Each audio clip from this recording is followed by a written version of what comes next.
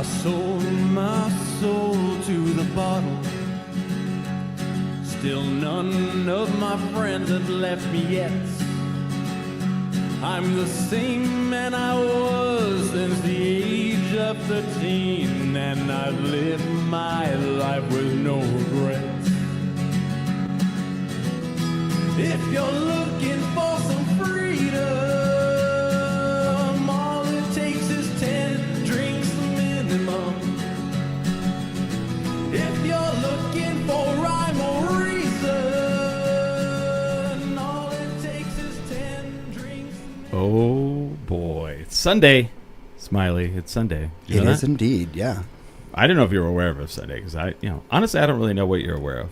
And that's fair. Just keep it up in the cosmos. You never know what I'm thinking of or what I even know. Let me switch the camera on you a little bit. Let me adjust you here. Lots of stuff goes right over my head.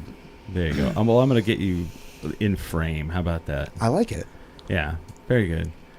So, Smiley, are you drinking a Topo Chico hard seltzer? Because that's what this show's sponsored by. Oh, I am.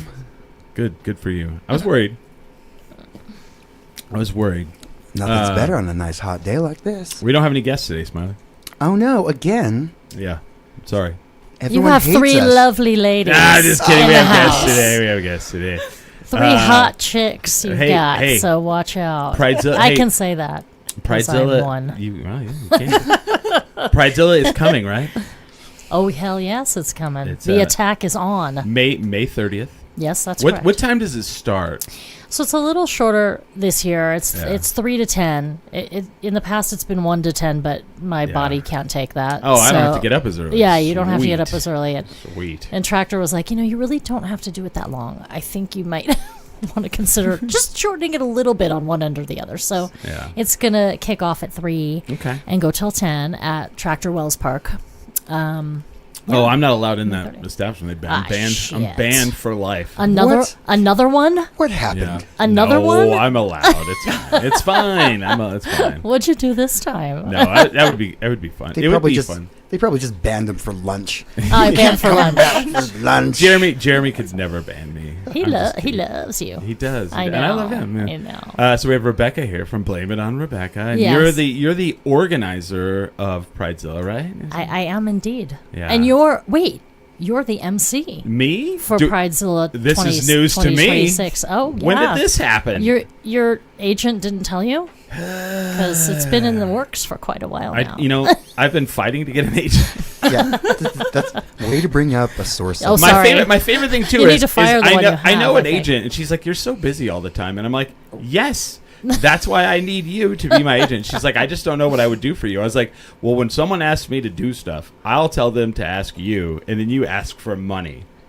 Do I have to tell you how to do the job here? I'm like, perfect. That's or manager. Yeah. Manager might be. There you go. Maybe. There you go. I think You can push them around. All I think, right. a You little need a more. manager. Like I need an agent. Their job's to find me more Yeah, jobs. Right. A manager has to manage what you've already. And then from Casa Q, we have Jessica. Welcome. Thank you. And then we have one more. We have from Blackwall Arts. Say this in production. Yes, Blackwell Arts and Production. Yes. Okay. Kamisha. We have a full studio here. I know. We're Full rocking studio. It's been a while. It's been a bit. But let's start. Let's talk about Pridezilla. Pridezilla is May 30th from 3 to 10. It is, and we actually have. Mm-hmm. We're doing some extra events this year, which is new. Okay. And fabulous. Do I need to be at those events? Yeah. No.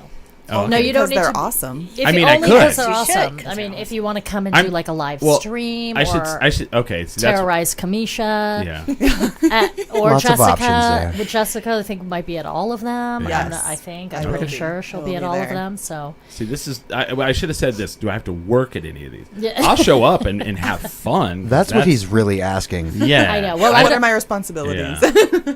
And I don't. You just have to talk about it. That's all. You talk a Sweet. lot about. Well, and so no. So you're gonna do the MC. Will Smiley be joining you? Will you be like a duo MC at May 30th? Smiley, are you an MC guy? Can you MC an event? I have before. Okay. Well, then maybe. Small ones. Yeah. Yeah. I mean, whatever. If he wants to be there. Someone If he was, wants to come, someone he's was just. welcome to. I think I was at Low Spirits one time. They're like, "Can you just introduce people?" And I was like, "Yep." Yeah. Well, see, the thing They that have a he list. does. All you so have to do is read it. here's what Smiley does well. Like, we'll do the El Paso Comic-Con or whatever, and he'll go with me. And then he just is there with me, and then all of a sudden they look and they see him with me, and then they go, "Oh, you must be in charge of stuff." And then they start going, "So where do we need to put this?" And Smiley will be like, I don't know. I have no idea. I have that natural managerial quality. You don't just make shit up. You're like, you can put that right there. I've worked at convention And centers before. Yeah. I'm all, listen up. I need another mic. There's some cables missing. Do you know who's up next? We have 4 people on the stage. Right? You work here, right? You just make shit up. You're and like, then and then I'm the opposite. They're like, "Hey, are you going to clear this whole room out?" And I'm like, "No." And they're like, "Well, don't you think it's not fair for the people that are in line?" I'm like, "Yeah, I think that's totally not fair at all." So you're going to do something? I was like, "No." You're like, that was not in my Are you not in contract charge that of I got this? from my agent. I said, "Are you not in charge?" No. I'm the guy that goes on stage and I talk to the talent, and then I leave the stage. Mm-hmm. That's the extent of my responsibilities. Well, because I learned a long time ago that if you allow people to give you more responsibility, they will. They will indeed. And then all of a sudden you're like, "Oh my God, I'm stressed out and I'm overworked." Yes. Yeah. I got the opposite one. I see people doing shit badly. I'm going to make that better. Yeah, see, Yeah. I think, Why are you doing Let me that fix wrong it. over there? yeah, I think that's where I think I fall into that category. Unfortunately, I can't just be like. Well, I used to be that. Good luck with that. And then I was like, you know what? Why am I? This ain't my thing. Why am I doing that? Yeah, so Chris can just push me in front of the problems now. I'm gonna go sit. I'm gonna go Perfect. sit in the green room and eat cheese. You know. He'll We'll tell me who- definitely bring Smiley to Pridezilla because I'm sure there will be problems. Yeah, okay. So you can just push And he can take charge. Smiley at them. We have little Bobby. He's watching live. He Hi. said, "So then, what's this all about?" So then what's this all about? I don't care for little Bobby's attitude right away. Right? Right away. I am. He's already Love you, I'm Bobby. lit, and now I'm on one. on your back. But Eva Blaylock is also there. She says, "Hi, lovelies." Well, hello, Eva Blaylock. She's a lovely. Look at that. She has a cat. She has a cat. Oh. as I a- love the cat. That's Right? cute. So- But yes, so we have 3. So we have a what I cleverly am calling Pridezilla, All right. and that is yeah, I know because I'm No, I like so it. so clever. I'm into this. I love it. I'm so clever. Yeah. I'm here for Pridezilla, and then we have like a Postzilla, but we're not calling it that. So Kamisha, so I went to Kamisha. I'll have her talk about Blackwell a little bit in a minute, but they're also a nonprofit, and every month the gallery and it's an art gallery, it's a live event venue. It does a whole bunch of fabulous things for the community of like young adults and old adults, but specifically it's all ages and no alcohol. So she does tend to cater to a younger crowd that needs that, that really doesn't have a whole, That doesn't want alcohol. that I think shouldn't that- legally have Honestly, alcohol. I think that's all of them. that's all of them. That's the world we're in now. To the young people. That's To the the world young we're in now. Yes, They- but they- most people don't want like teenagers in their Space. roaming teenagers in their, and she loves them. I grew up through that kind of thing. She Yeah, loves them, it's and better if Jessica you don't loves them. have the alcohol. No. Yeah, that's a It's good so thing. much better when they don't Yeah. have alcohol. Yeah, Absolutely. I mean they're rambunctious enough without inhibitions getting just sloughed to the side. I also like them to know that sober is cool. That's Sober as right. well. Yeah. Well, I agree with you, but like I was saying earlier, I like when I was a kid, I was very sober, and then until I was 18, and I went to Germany. But like there was that 18 to 21 where you didn't drink, you drank, but but like I don't think kids are doing that anymore, which is good. I think it's great. I mean, Oh yeah, it's really impressive. yeah, I mean, it was kind of the same for me. My Yeah. father worked in bars and managed bars, so I was bartending or waitressing, and it was a free for all. You could totally drink with your customers. Oh, It's yeah. not like that anymore here, but where was that here in New Mexico? Mm-hmm. Weird. Okay, yeah, that sounds very Midwestern. That sounds very It Midwestern. does. yeah, Midwest was that way too. Yeah, I big time. bartended up there as well. Oh, okay. Well, not even that long ago, when I owned a bar, I could smoke. I could smoke Yeah. while bartending. You Yeah. could smoke while bartending. The good old days. You went home You're on the- smelling awful. Yeah, It's I true. don't. I don't First thing you miss. did was a shower. Yeah. Why? So I don't stink at my house. Little Bobby says, if you don't like my attitude, I'm going back to watching an episode of She's the Sheriff. I'm pretty sure that Bobby just watches like Nick at Night. Eva Blaylock says Pridezilla rules, and it Yay. does. It does. Yay.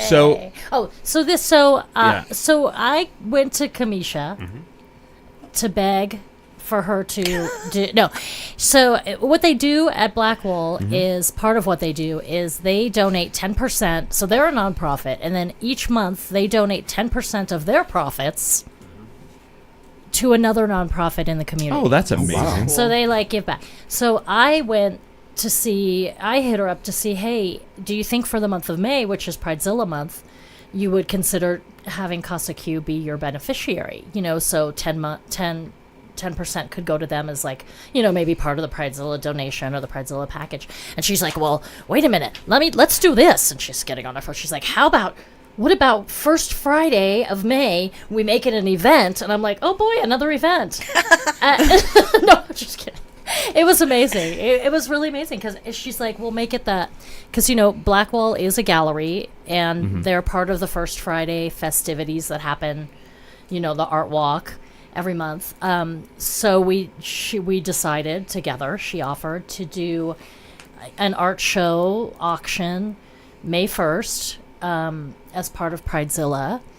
And all of the benefits just from that event all of the profits will go to Casa Q. And we're going to have live music, of course, because that's like a staple of the Pridezilla. And it's a staple of Blackwall. That's like their other main thing that they do. So so that is happening May 1st, 6 to 9, and it's like a little mini event. And it's just an amazing, it's just another thing that we're going to do to bring the community together and to raise some money. And Casa Q has some clients and residents that are going to be creating art to auction and show there, as well as the rest of the community. It's not just exclusively And what day their is that on? residents. So that's May 1st. Oh. So it's first Friday of May. Okay, first Friday. It's coming. It's coming. It's coming faster than I'm ready for because I don't Isn't even think it? I have like a flyer made. You have one. That's good. I do. Yeah. You're on top of it. Are you still doing? And you're doing a call. So she's doing a Yeah. call for art. We are doing a call for art. It is open to the community. It can be a partial donation, so you could donate part of your sales to Casa Q, or you could donate the full piece. And so if anybody wants to submit that, you can go to our website, blackwallartandproduction.org, and you can go in there and find the art submissions, and it gives you the email and a way to submit your art. And the theme is home And the theme is home. because Okay. Casa Casa. Q. Casa Q. And So, it's well- home, which well- is, where you feel you belong. Yeah. Yes. Yeah. Home I is love not a place. Home is where you belong. Yeah. That's right. That's Yeah. what my wallet says. My wallet actually says on it. It says home is not a place. I love that. You should submit it to the art show.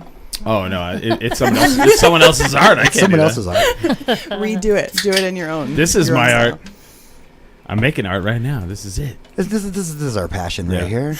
Yeah. Oh, so I will say that, man. So like, to go on a little bit of a tangent, like, doing this. I've been doing this 20 years, and like getting traction in the, I'm an overnight success, and it just took 20 years. And I do professional wrestling at the El Rey, and last night I had a milestone in my life. You're a wrestler. No, No. You get in the ring no, and you wrestle. I do commentary. I like Oh. if you go on Duke City That Championship fits. Wrestling and you that watch makes more sense. it on YouTube or you watch it on local television. I'm the person that's talking, and then in between matches, you throw out, you move the story along. I actually knew that, but I Okay. just wanted to. I was going to let it hang there. I'm Cla- like, how right? long is that going to be Yeah, ambiguous? I did So- need the clarity. Yeah. just wanted to clarify. So So I work in yeah, wrestling. and so doing that's what? why you see Doing the what? wrestling belt over there. The Roots, that's our belt, the Route 66 championship. Because That's awesome. we're at El Rey, we're on Central, we're Route 66. That's like our mid-level belt. Anyway, last night I had a milestone in my career. I had a little boy. He was probably about 8 years old, and he came up and they were like, "Can he get a picture with the mayor?" Because they call me the mayor of downtown.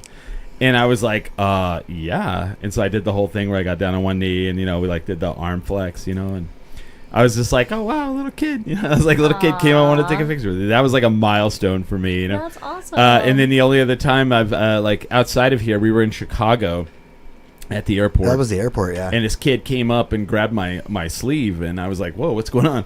And I looked down, and I was a little boy, and he was like, thank you for Duke City Championship Wrestling. And I was like, what the hell? I was like, oh, well, that's awesome. So, yeah. So last night I had a little kid. I was just like, that just, has been an impactful thing. Because you want, kids are, they love wrestling. And you're like, I got recognized by a little kid because they're the ones who, and he's dressed up like a wrestler and he had the thing. So then I guess we talked about, I had one of the wrestlers on the show a couple weeks ago, and he talked about that little kid. And so the dad filmed the podcast on and us talking about the little boy with the little boy like flexing in front of it and sent it to me yesterday. And I was like, this is the coolest thing ever in my life, Yeah, so that's adorable. So I just had to go on that little side tangent. But yeah, that's amazing. Yeah, so this is my art. Yeah, that's your art. Yeah. But it kind of ties a little. So one of the commentators that's a commentator with me is Pollo Del Mar. Pollo Del Mar, do you know who that is? Cause familiar with the name. You do makeup tutorials. Yeah. So Pollo Del Mar is a drag queen who does professional wrestling for the NWA with Billy Corgan and from the Smashing Pumpkins. And so Pollo Del Mar, it's weird. Like everywhere I go, like I do things with drag queens, and I love drag queens. By the way, they are the coolest performer. Like they showed me what performance was, and I was like, wow, So, but I mean that ties into Pridezilla because there are going to be some. Are there going to be drag queens there? So yes, we have 2 drag sets. At Blackwall, they're not. There aren't going to be. There's no drag. No. It's all soloists. Okay. One duo. And we'll go back to that. But the drag, we do have a set of drag at Pridezilla inside Tractor, and it is presented and produced by Rocco Steele, who's a drag king. Oh, okay. All right. And we usually have mostly kings, but I think this year it's expanding to have drag queens too. Just the kings don't get nearly as much stage time and attention usually as the queens. So isn't that interesting, right? Like that's a whole dynamic, right? I know, right? I don't even know what that says about genders, but I'm not even going to make an attempt. So and then we also have Dragzilla, which is part of the Old Town Pride. So Pridezilla is at Old Town Pride also, which is in June. That would be the 3rd event that's also fundraising for Casa Q this year. And that is it's like a 45-minute drag, family-friendly drag set. The one at Tractor isn't particularly family-friendly. Gotcha. It's more a bar, risque. so yeah. I mean, it is technically all ages if you're with a parent, but if you're with a parent in a bar after 8, like you see what you see. You know, it's like okay, that's where you've been warned. Hey, so, I'm with you, man. Yeah, so I mean, I do put 18 and up for I've had someone the comics, the drag, and the poetry slam because they're all filthy. I mean, it's and I've had someone. They're like, "Can you not cuss?" And I was like, "Wait a minute." I was like, "Why?" And they're like, "My kid's here." And I was like, you brought your kid to a bar. Right? Yeah. A bar. You forfeited that. You forfeited your your censorship. The outside, the patio, we keep pretty family friendly for the most part, except that our last band this year, the headliner, is called Pussy Vape. Oh, I know Pussy Vape. Yes, they're super fun and they're talented, and they're not particularly kid friendly just because of the nature of their name. Actually, their stuff. No, not just because of that. Because I saw them a couple weeks ago. Yeah. Did you see the huge inflatable penis on the stage with them? They were opening. I don't think they. So they didn't go do the whole shebang bang. Yeah. Okay. So that's a little bit going to be marked as 18 and up, but they're the last band. Yeah. On the main stage. So if you're under 18 and you're at Tractor at that time, at 9, because they'll go on probably 9. You've seen 15. An inflatable penis in your life, huge. It's not life size. It's like Zilla size. Oh, okay. Yeah, amazing. Like a person size. Zilla size. Like a person size. Yes, like a person size. Like ouch. Like someone could climb into it and or Smiley. Down. So maybe Smiley will not be there.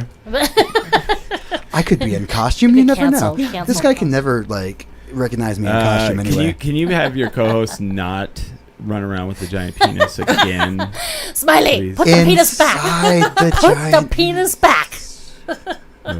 Yeah, it happens. So, but that's all. The rest of the patio is family friendly. We try to keep that. Little Bobby says, "I'm going to bring my almost 7-year-old to see us for the first time." Ooh, yay! Oh, so Shoulder Voices Shoulder Voices has like the main point. We're announcing all of the acts tonight. Wait a minute. today. Shoulder Voices is going to be there? Shoulder Voices is going to be there. I'm out. I'm out. Oh, come on. I'm doubling down. I'm going to go watch... I'll double your pay. I'm going to watch... Which would be...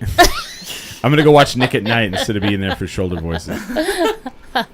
Shoulder Voices has played every Pridezilla except for one. So this will be the 6th Pridezilla iteration. All right, I'll do it. Please. I'll stay. I'll double your my allowance. I'll double your allowance. I was gonna say I'll pretend to be Chris and me. Okay. Yeah, there you go. I'll bring a Chris mask. There you go. Fair enough.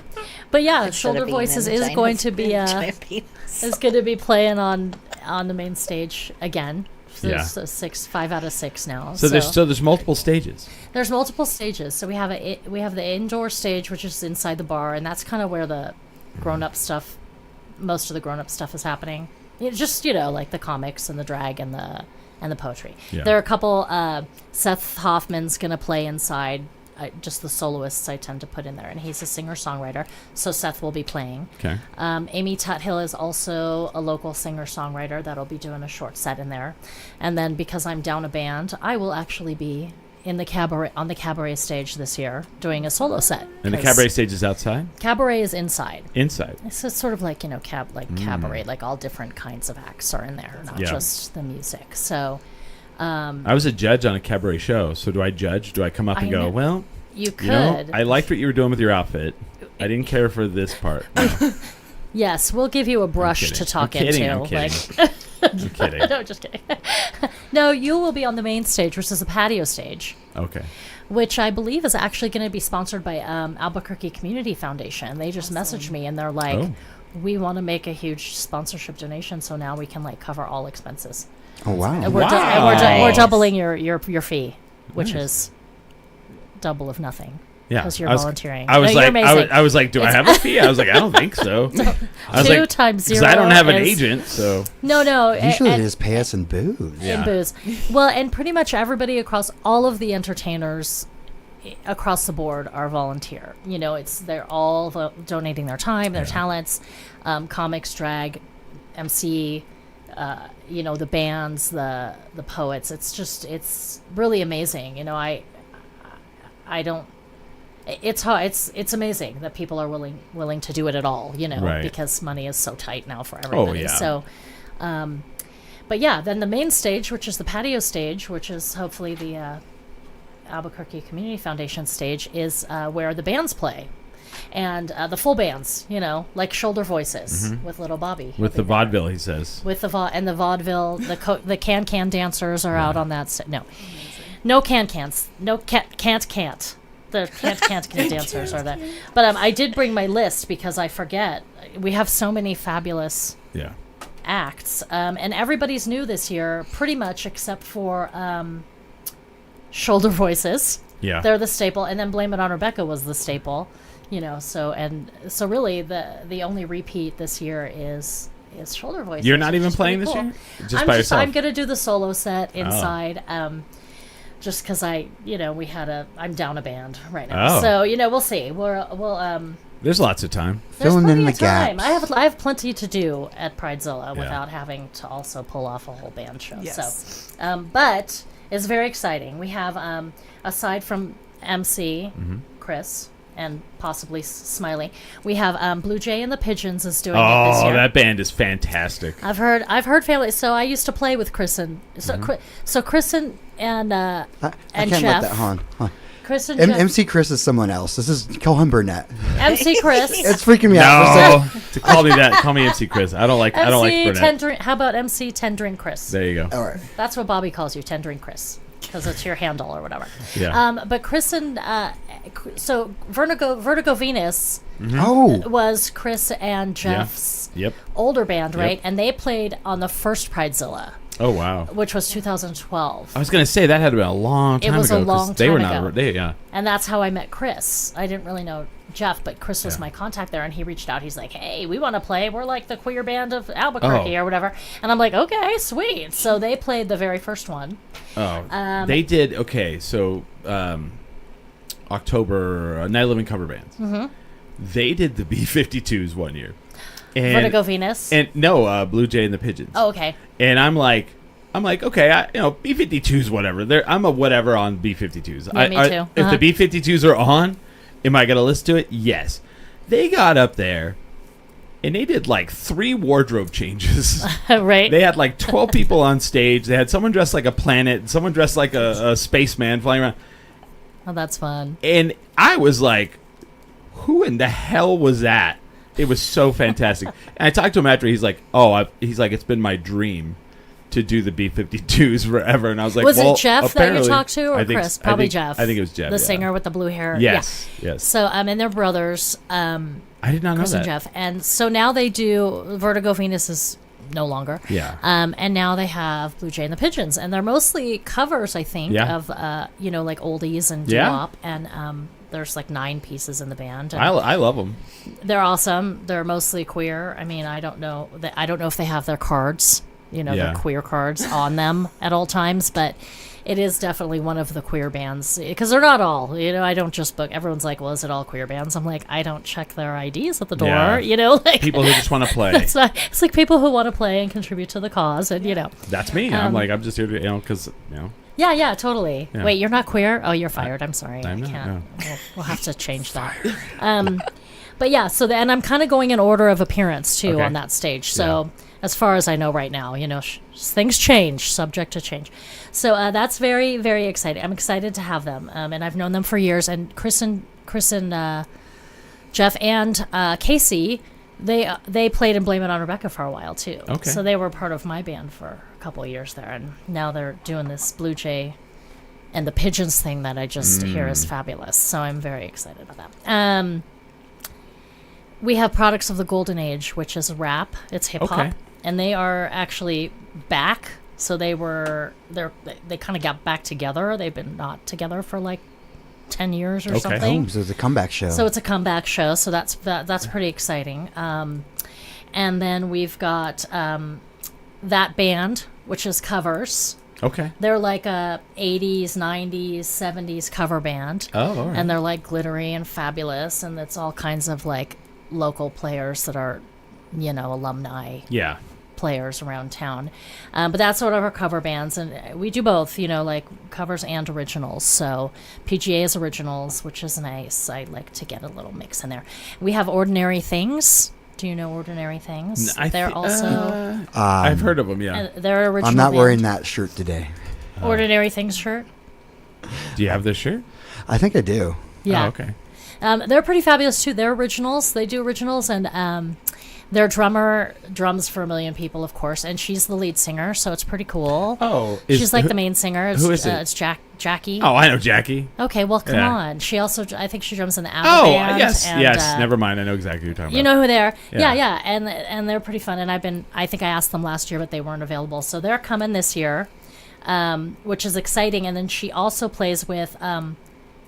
wait, let me make sure I have this right, because she plays with Eileen and the In-Betweens. Yeah. Who is next on the stage. Awesome. So Eileen she didn't even have to take and her the drums In-Betweens. down. Yeah. I did that on purpose. So she does. So she's going to drum for both of them, and Eileen is also original singer, songwriter. Their band is amazing. They have They're beautiful harmonies, and they're kind of folky. They're fun. I know Kamisha knows everybody in town, so she's I love them. Yeah, They're she's amazing. shaking her. She's like, okay, I know everybody personally that you've just said, pretty much. So she does. And then we got Shoulder Voices, and they're second to last. And then closing out, does Shoulder Voices need any explanation? Not on this show, no. Probably They're not. the stuffed animal band. They're you know? the stuffed animal band. Did you know did you know little Bobby loves Star Trek? Yes, I do know that, actually. He was in the movie fun Klinger. fact, little Bobby was in the movie Hi, Bobby. Where's the camera?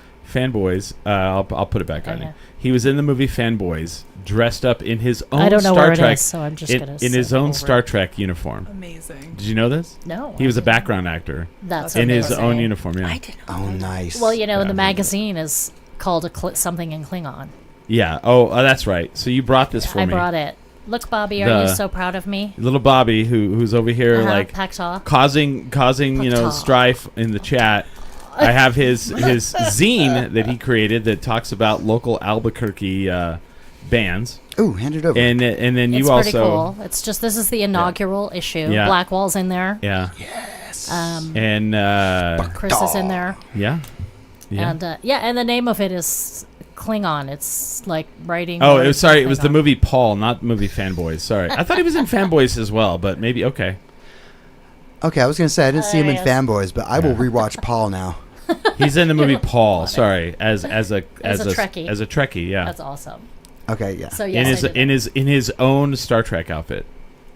Yes, I knew he was a huge fan. But so shoulder voices, yeah, they need shoulder voices, and then closing out that stage is Pussy Vape, and they're relatively new. They've only been playing together as Pussy Vape. I mean, I think the people in it have been playing for around town, but they're only a couple years, maybe 2 years in. They reached out last year, but I was full, and I'm also like, well, it's kind of also supposed to be family friendly. So do you mind if I put you on really late? And they're like, yeah, no, that's fine. Yeah. So, but they're super fun. And they're young, so it's fine. They're not young. Not all of them.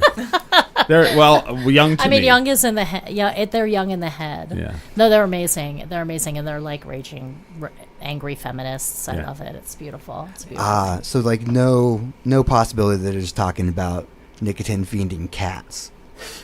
Probably No. not. Probably not. Because that's the first thing I thought of. I'm like, Not that. I would kind, never yeah, give not, my cat not a that vape. kind of pussy. Yeah, He's no. a sweet little puss, Although but nah. even literal pussy vape, I'm not really sure like How how that would work. that translates to Yeah. life, but I'm sure they will explain it. Probably. Or if you not. ask, yeah. They don't have to explain their art to you. And they don't. I had to crush my entire dream there. I was So like, sorry. kitty cats with vapes. I like. I like. Yeah. Oh, Smoking raging feminists. cats. Probably not what they're Yeah. talking about. Well, in the second hour, I'll do something pretty smiley about cats then. About cats. Oh, fantastic. Nice. Yeah. So that's pretty much, and then we've already talked about the cabaret and everybody coming back, the drag, the poetry, the comedy is all coming back in the cabaret parts. Who's doing a comedy? Do you have? So comedy is going to be presented and produced, booked by Mary Bird. Okay. And we had like just an amazing lineup last year, because she does pretty much runs the Funny Fiesta. She's one of them, yeah. One of them, one of the producers. I'm not sure who else is. She's the one I know. So, Yeah. I don't know. She's the one I reach out to and be like, hey, she did the Blues show this year and it was awesome. The Dirty show. I went to go see Mary in the Dirty Comics at the Funny Fiesta. So, are you hiding? Are you deleting Bobby's No, messages? I was popping. I was trying to. No, I was clicking on the one that I wanted to click on, and then he added another one, and I clicked on the wrong one. Oh yeah, you're getting deleted, Bobby. No, just kidding. He said he lost a vape pen in the couch you're sitting on. It was in the other couch, and he said lots of weed in it. Oh no! Thanks for bringing your weed, Bobby. Your drugs. In the other couch. So you threw away a couch. Chris's old couch has a weed pen in it. Someone's gonna be. Someone got a weed happy pen at the desk on the curb. Curb So school. yeah, so I would like to also talk about who's coming to the Pridezilla. Let's do it. The Black bands, Wall. the Black Wall bands. We've got Saint of Trains, and he's a singer-songwriter. So this is all kind of acoustic-y background to the art show. So it's not, the live music's supposed to be like atmospheric. Like here we're doing this while you while you look at beautiful art, and buy some. But we got Saint of Trains and Mae Darnell, who is with Anything That Moves. Sorry, I'm having a total blank. That's her band, who I think is kind of on hiatus right now, but she's an amazing songwriter too and an amazing performer. So that will be, that'll be awesome. The Mark McKee Experience, which is they do covers of old TV theme songs. Really? What? It's like a two-piece. What? Yeah, it's like old TV show theme songs that they do. I was at a party with my That seems friends. really distracting. I'm not sure I I'd be know. able to look No. away at They're an art last. show. They're Okay. at the end, so Okay. that in case they distract from everything. So I have a yeah. friend who has he has 3 different vinyl of old TV shows from the 70s and 80s. And we were at a party one night, and literally one of the most fun things we did is he would drop the needle, and it was who can guess what the TV show is first. Oh, nice. And that was absolutely you're like Maybe we'll have The to have 18, prizes yeah, for that. yeah. We'll have to have Yes. prizes for that at the show. Yes. We'll think about it. Yeah, Yes. that's cool. They're really fun, and that's actually Chris Cannon. He's in Blue Jay and the Pigeons. So this Oh, is his wow. side project. It's the duo with a family member, and it's really a fun band, and they're very talented Hawaii musicians. Five-O, Hawaii Five-O. Yeah, totally. Yeah, you'll probably recognize. You're freaking the dog out when you do that. She's like, "What are you doing?" Oh, this No, she wants me to pet her. This is not her freaked out. This is not very, freaked out. very calm. She's very calm. Boo. Yeah. So that. Oh, and there's Sage LaCappa, and I don't know anything about Sage, so that Sage- was your booking. So Yeah. Sage the Kappa is a duo. It's a husband and wife duo, and they're absolutely amazing. They're indigenous, and they just have such a wonderful sound about them. The love that they have for each other really actually projects through their music as well. And they're just really genuinely cool people, and so I'm super stoked. They do a lot for the community as well, so I'm super stoked to put them on the bill. That's awesome. Yeah. Yeah, and you brought May in too, which I was Yeah. super excited because I didn't really know her before. So May is awesome. yeah, And so talented. Oh my gosh. yeah, great songwriter. And then we also have, and I don't know if you guys decided whether to raffle or auction the Hurd paintings. So we have 2 prints by Anthony Hurd, who is a very well known in the art community Albuquerque artist. That's not my community. That is Kamisha's community. Yeah. And he has donated prints to Casa Q Yes. for them to use to fundraise. And so Casa Q is bringing these out, to auction and raise money at this particular Wow, event. I'm having camera Nice. issues. My I camera's know. I'm going like, crazy. that's what's I was happening. like- Hello. It's going over I there. didn't know my knees would be. I'm trying to get it to My stop knees look good. moving. I'm trying to get it to stop moving. So it's I would've- it moves by AI. And I want Amazing. and AIs that's going to take over the world. And you move your show it. hands a lot, and it makes it move. Oh, I'm sorry. it's okay. I do move my hands a lot. I do that too. I Yeah. just Talk with my saying. hands. But it's also it's gonna like be bad. so. It's Oh, okay. now I'm going to try to do it. They No. had to move me from that corner because it wanted to focus on the cow head. Yeah. Oh. It's all Every you're time. not energetic enough, Smiley. This is more important up here. This is good. The cow head. Oh, that's funny. Well, now I'm going to just try to confuse it. No. But it's a big deal, Yeah. and the Anthony Hurd, and you can look him up. And on the Pridezilla webpage, I have posted images of the 2 prints that are going to be auctioned off, which I hope doesn't offend him or anybody. I mean, I've credited him and said that they're Casa Q's. So, but it's a big deal, and so that's really like one of the main focuses of that event now, since they brought that to the table. I mean, we were just going to do. Yeah. We were going to do it anyway, but I was like, guess what? Yeah, we have actually a few more artists who have donated pieces to be in auction. So what I was honestly just going to do a silent auction. So people can kind of come, there'll be like a paper right next to the pieces, and it'll kind of have a starting bid based upon the value of the prints. And then they can go up from there. And then at the end, they get to purchase their piece and take it home immediately. And then, of course, everything, that's on the wall is for sale as well. But it's a real honest, it's an honor, actually, to have any Anthony Hurd pieces come through the gallery, as well as, the ones from Casa Q for auction, because he is such a strong voice when it comes to the community, especially here in Albuquerque, he's an amazing human, an amazing artist. Oh my gosh, the colors. Oh, and I they're think, beautiful. and did I see in an email that that Casa Q was going to invite him to come and maybe make an appearance? I think I saw. think that invite Shannon is going might to be- go out there. That would be amazing. Yeah. So he may come and even like sign Awesome. things. That would An be incredible. appearance? That would be That would great. be amazing. Yeah, I Wow. can't guarantee it. Don't quote me on it. I'm but not I even sure that that's happened yet. Yeah, yeah, but I I- do think that's the I think plan. they were That gonna would be reach out to great. him, yeah. Okay. Great. So that would be super cool. Yeah. But yeah, so that is that's Blackwall. Do you want to talk any more about Blackwall before we move to Casa Q? Yeah. Oh, sure. And what you guys do for all of the teens Absolutely. in the Yeah. community? Where's it located at? So Blackwell is located at 2125 San Mateo Boulevard Northeast. We're just south of Indian School. Okay. And basically like across from the Starbucks. And so we're basically an all ages nonprofit community space. We do sound and art. We do sound classes for youth, which will eventually end up with a internship or entry level sound jobs. And then we also do month-long art classes every summer. This year is based around skateboards and skateboard cool. art and skateboarding. So they get to take home a skateboard deck nice. and put the art on there, and then they have their own art show at the end, which comes complete with some music in the background, and it's a great time. The kids, they absolutely love that, and I enjoy teaching it as well.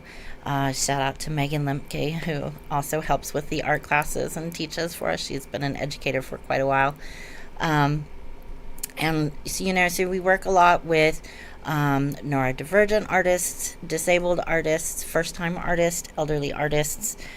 Same in the lines of music. First-time artists are always welcome at our venue. We kind of specialize in that because we also do like to, we like to guide them on how to do things, especially high school bands as they're first forming. They don't really know the etiquette and things when it comes to booking venues. So we give them a hand in that. Good. Yeah. We actually, this summer, will be doing a Band-Aid 101 class, which will be a very intensive kind of hours-long class that they can come and learn how to promote themselves on social media, how to interact with venues, venue owners, booking agents, what to send to booking agents, and venues alike, and just the basics that you need to have to get by as a band. That's okay. So I want to talk about that a little bit. Okay. So I love Chris has an be opinion. loaded. Yes. No. I love that. I love that you're doing that. Okay. So Chris is all, where can I sign up? No. Shut up. So like 3 weeks ago, I live down here. So I pop into Launchpad all the time, right? Mm-hmm. So I go to Launchpad and it's a Thursday and no one's there. And no one is there. And we've all if you're into music, we've all been there. It's you're like, well, nobody showed up today. So I go over and I was like, I'm talking to the booker and I was like, who's playing that? He was like, yeah, this is a band. This is their first time to play Launchpad. He's like, they've been doing DIY shows, but they've never played here. This is their first venue show. I go over, and this little band that had never played any venue that wasn't a DIY space had CDs, vinyl, tapes, 3 different T-shirts, and then stickers. And I was like, holy shit. I was like, tell me your parents got money without telling me your parents got money. Yeah. And I was like, but they didn't have nobody to watch them. So I was like, aw. But I was like, but they were in I was asking, and they were like, yeah, we did this show one time and opened for another band, and they were like, where's your merch? And we didn't have any, so we freaked out, so we got merch. I was like, I think you over freaked out. I will tell you, we're gonna get all the merch. These kids, though, when they do play these DIY spots, they become very well known within the community. They do, yeah. And they end up, making decent amount of money to buy that merch, or they make their merch themselves, which has been really cool to witness kind of this resurgence of going back to the early 90s, late 80s, right? Where you're printing the shirts. Yeah, you're where like doing a printing party. Doing it, and they do that, and they all get together and make zines, have zine parties, and they bring them in, and they're very efficient on what they do. Can we it's hold? Amazing and awesome. I don't know if you're staying. Are you gonna stay for the second hour? Sure. Okay, let's hold that. Okay. Because I want to talk about that more. Okay. Because this is something that's very important to me as a person who loves music, that this is happening, because there's a lot of we'll get there. Yeah. We'll get there. I think I feel the same way that you do. Yeah, I think you do, and you probably have the same worries that I do. Probably. In this world. Yeah. So let's tease that. We'll pause that. We'll tease that, because I was going to go there already, and you started going there, and I was like, wait a minute, no, I want to do that. I want to flesh that out a little bit, because I love that kind of stuff, and I had already thought about that earlier in the day. Let's get into Casa Q really quick. So Costa Q is who is the benefactor, right, of Pridezilla this year, right? And we have Jessica from Costa Q. What is Costa Q? Yeah, so I'm the development director for Costa Q. We're a local nonprofit, and we provide housing and wraparound services for LGBTQ plus BIPOC youth allies who are either at risk of experiencing homelessness, currently experiencing homelessness. Our youth come from a variety of different backgrounds, but really the thing they have in common is that they need to have a place where they're safe, where they have acceptance, where they can kind of grow in those life skills. So we give them those opportunities. We teach them how to do their own laundry, how to apply for a job, those types of things. And so basically we have two main programs. So we have a safe house for youth that are 14 to 18. That's amazing. And so, well, it's 14 to 17 really, but then they can stay till they're 18. And they come. It's a residential house. They have their own space. We have like Amazon wish lists so that they can request things to decorate their room. They have art, art supplies. All of them love art, so they're super excited. I'm so excited. A bunch of them are preparing pieces for the event at Blackwall, so that's really exciting. So they stay there for that, and then when it's time for them to either age out or they move on to other programming, we do have a transitional living program, and so that's for 18 to 22. And so we basically set them up in a studio apartment.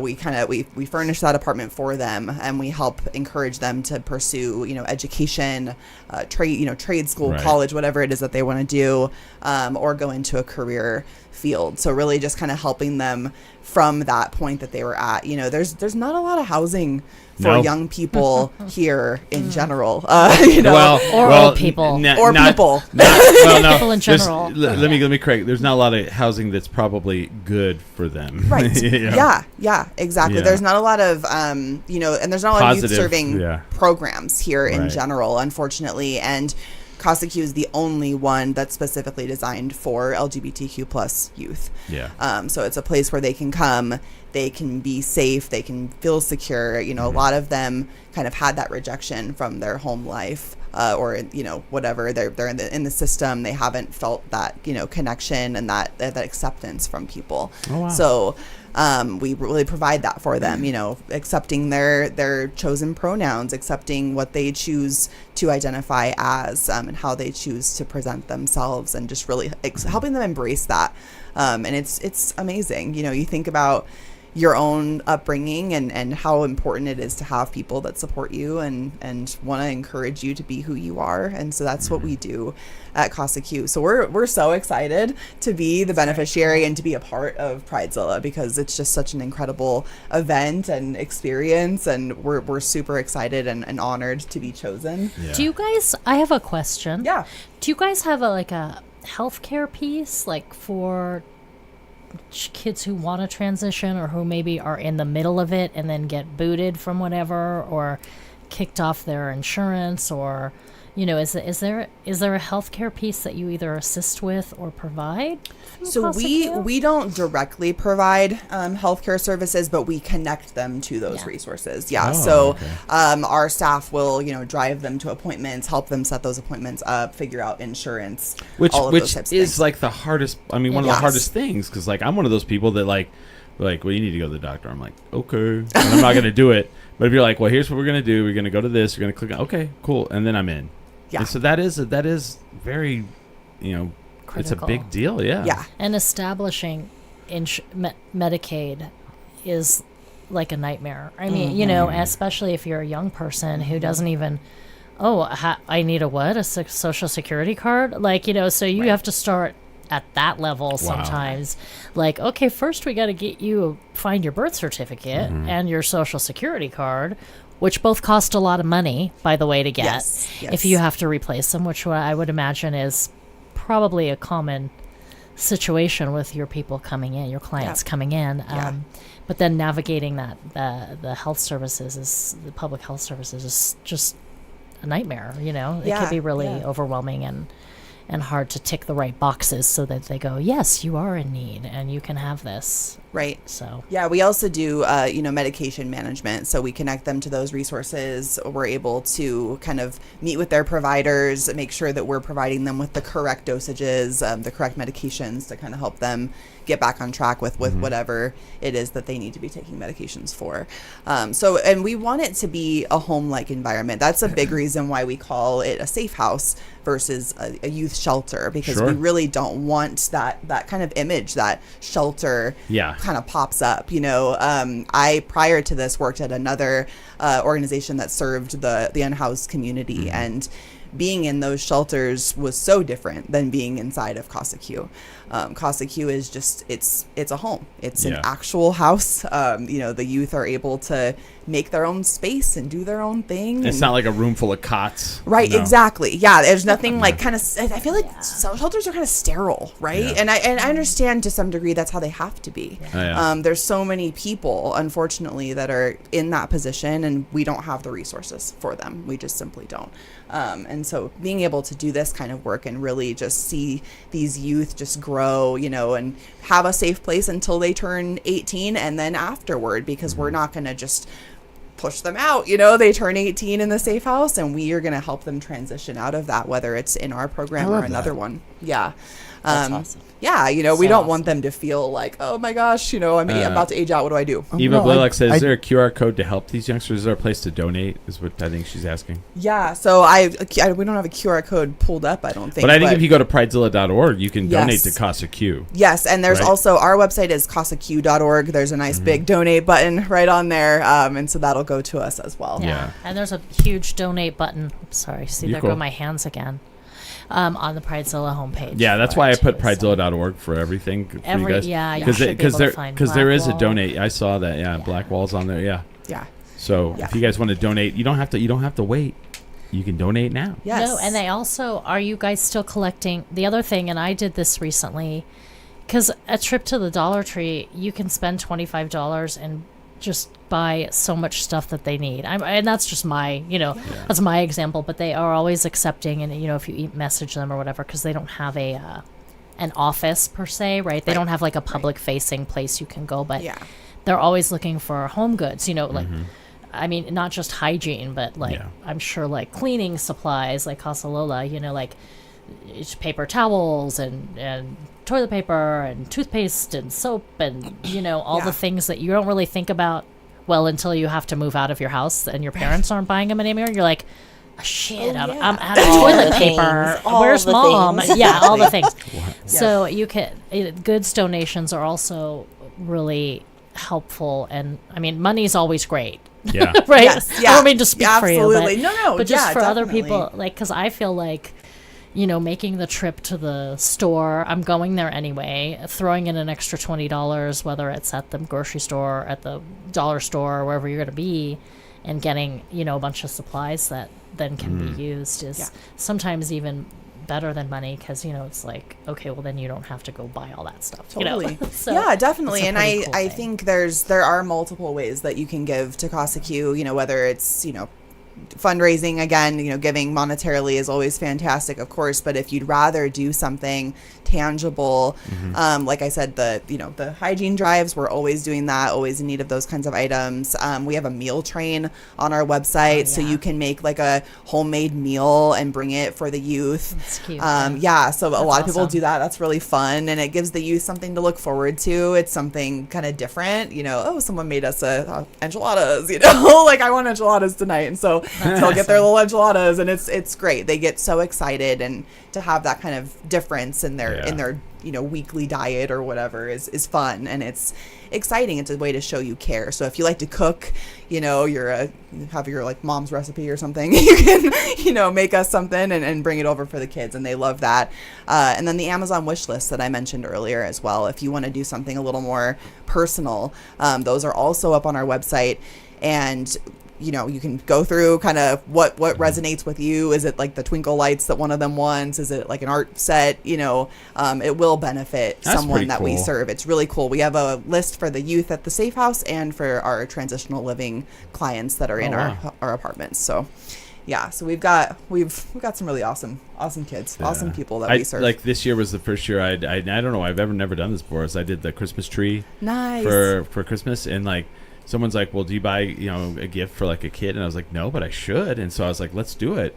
So I went down there, and I was like, here was the problem I ran into. I was like, I'd pick up the thing and I'd be like, I don't know what that is. And then I'd pick up the next one, I'd be like, I don't know what that is. And I go, monster trucks. I know what that is. Got it. Yeah. I'm on it. And so I got some monster trucks awesome. for some kid. And I was like, and so then someone's like, well, what'd you buy him? I was like, well, I bought him what I wanted. I bought him the thing that if I was that age, I'd be like, this is cool as hell. Yeah, that's how you pick out presents. Yeah. That's cool. It was like the monster trucks that like you put on this thing, and it has like a jump, and then you can like put a loop of fire, and then like on the other side it can land, and like you hit the thing and it shoots it off. And I was like I kind of want to do this. Yeah, you kept it, didn't you, Chris? No, I did not. But I was like, should I get 2 of these? Did you buy doubles? No, I thought about it, but I think that stuff's fantastic. And then I was like, so I'm doing this every year. So that's a good idea. The wish list thing, I like that. Yeah, it kind of gives people a way to connect with the youth, like in a more personal way, I think, than money. Some people that's just they prefer that. Well, and then gift. It had a toy, and then it had clothes, and I was like, well, it was like either or, and I was like, I'm not doing clothes. I mean, that's awful. Like when you're a kid, you're like, I don't want clothes. I got socks truck. Again. And they're like, well, you need those. Ugly sweater. Chris got him an ugly sweater with a no. I got him monster trucks because I was like, I'm not getting them clothes. That's fantastic. They were all these are the clothes they need. I was like, no, they need a monster truck. I'm sure they loved the monster trucks. Honestly, that's exactly what they want. Yes, they need Gravedigger. That's what they need in their lives. Yes. Yeah. No, I think anything. Like think about like what you want, what you wanted as a kid, like you said. Like they want those same things, and they don't have the resources. And so we do everything that we can to provide those experiences and those things for them. Yeah, I dig that. Yeah. We're going to take a break, and then we're going to come back and we're going to talk some more. We're going to talk a little music. We're going to talk some more Pridezilla. So pridezilla.org. It is May 30th, but when is the Prizilla? So we have May 1st is the Prizilla Blackwall. May 30th is the big Pridezilla at Tractor Wells Park.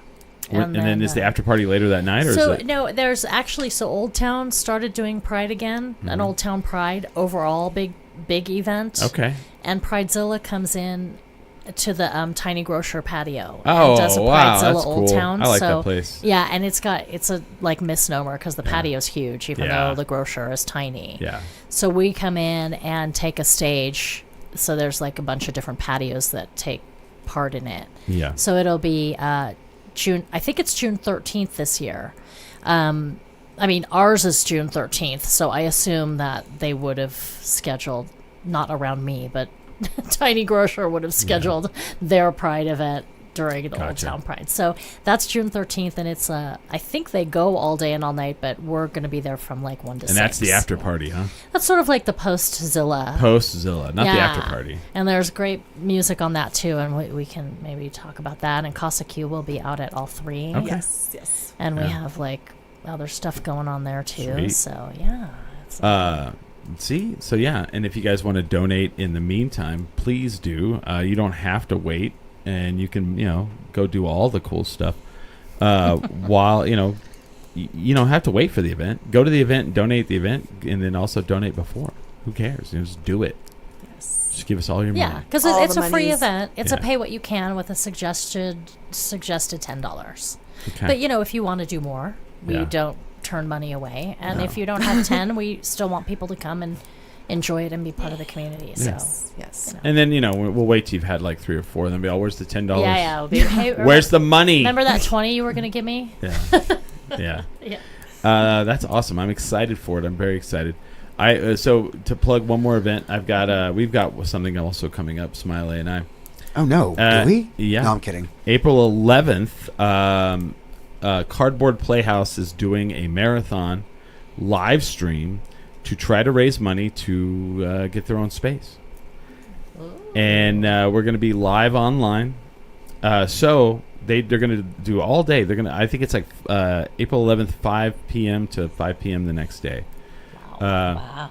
and Smiley and I have We agreed. volunteered for. We volunteered for the midnight to 2 a.m. That's right. spot. We're like, we Yeah. are funnier than bars. Yeah. You And, come yeah. and you look at us.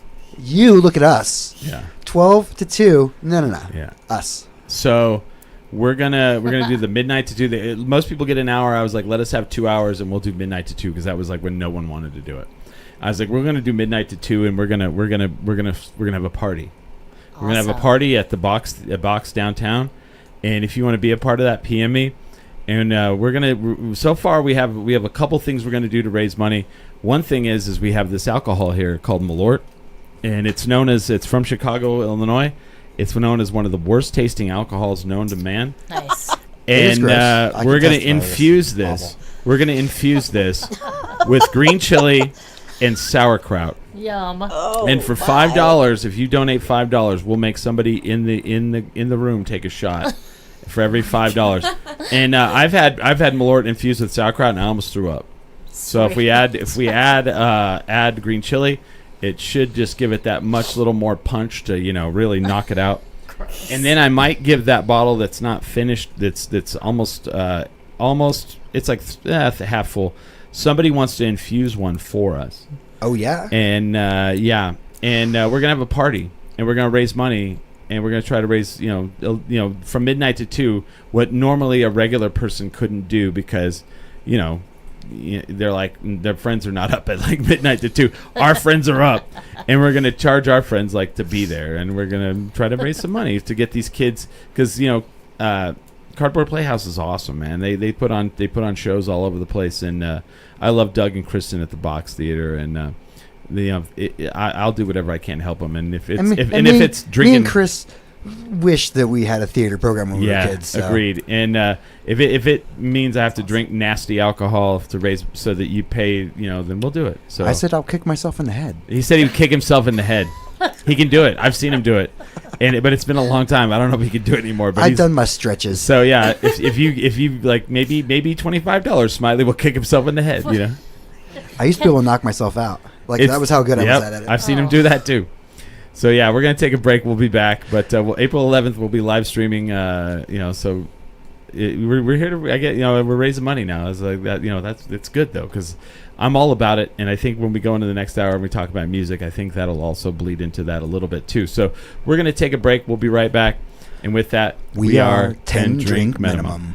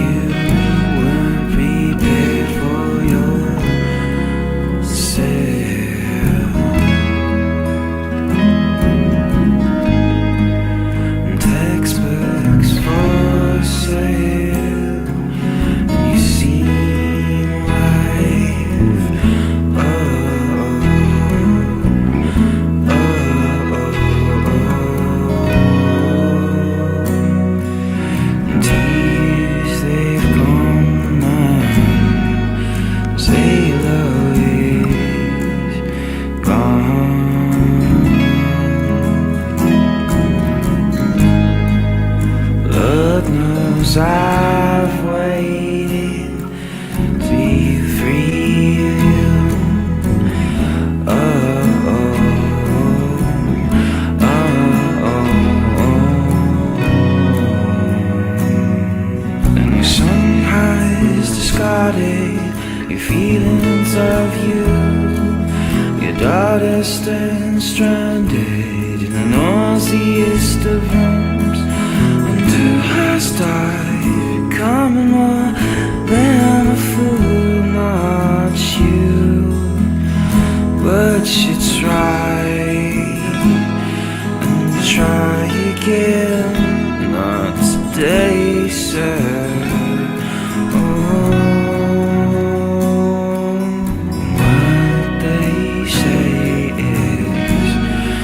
A sea of small talk,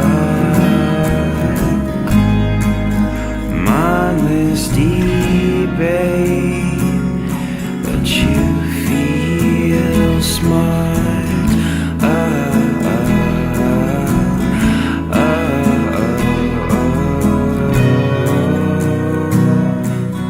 Talking reason, rewind.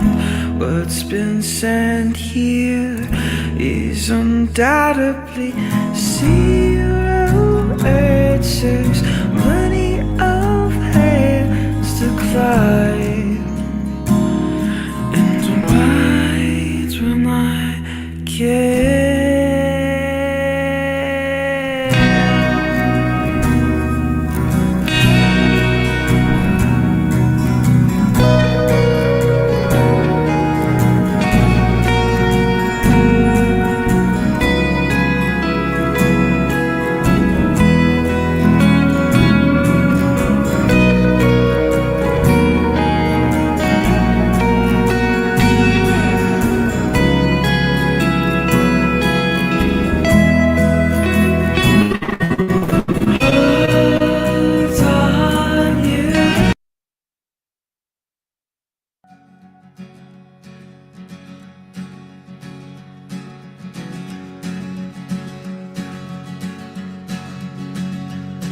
I sold my soul to the bottle. Still none of my friends have left me yet. I'm the same man I was since the age of 13, and I've lived my life with no regrets. If you're looking for some freedom, all it takes is 10 drinks minimum. If you're looking for rhyme or reason, all it takes is 10. Oh boy, it's the Billy / Wavy Hour.